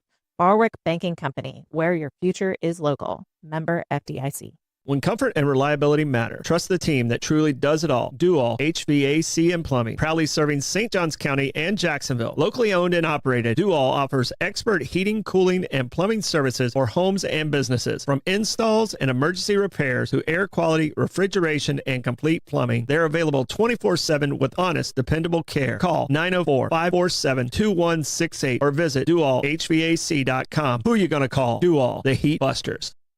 Life is not perfect, and sometimes throws you a legal challenge. That's when you turn to Canaan Law. Canaan Law is a local St. Augustine firm of 6 lawyers specializing in personal injury, criminal cases, divorces, and civil litigation. The firm provides compassionate guidance and aggressive representation. Canaan Law attorneys are litigation specialists and know our local court system, and they know how to fight for you. Call 904-824-9402 to schedule your consultation today. Canaan Law, your home field advantage when it matters most. At St. John's Community Pharmacy, your health is their priority. Locally owned and proudly serving St. Augustine and surrounding communities, they offer personalized care, custom compounding, and low-price generic plan. From diabetes support and health screenings to immunizations and personalized packaging, their friendly team is here for your whole family. Visit them today at 2720 US 1 South, Suite A, or call 904-460-1000. St. John's Community Pharmacy, your neighborhood pharmacy focused on you.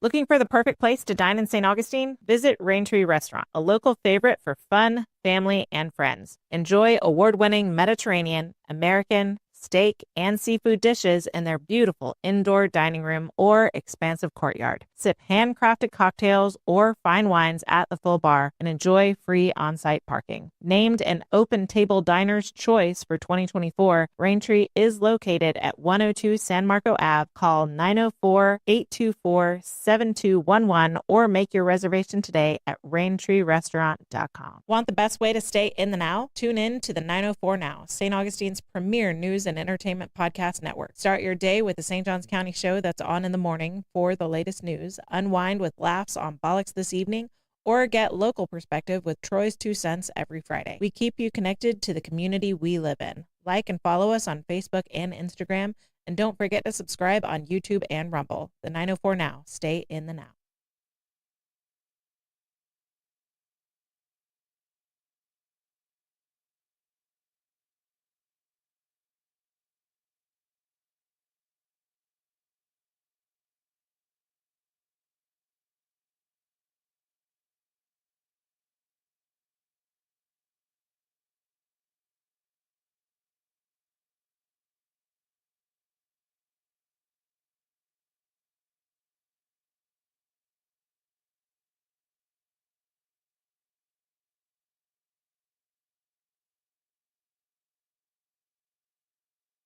J. Lee Construction, Roofing and Building Services is a Jacket alumni-owned builder that can handle all your building, renovation, roofing, and painting needs. J. Lee Construction Roofing Services has been serving roofing needs of St. John's and Duval for many years.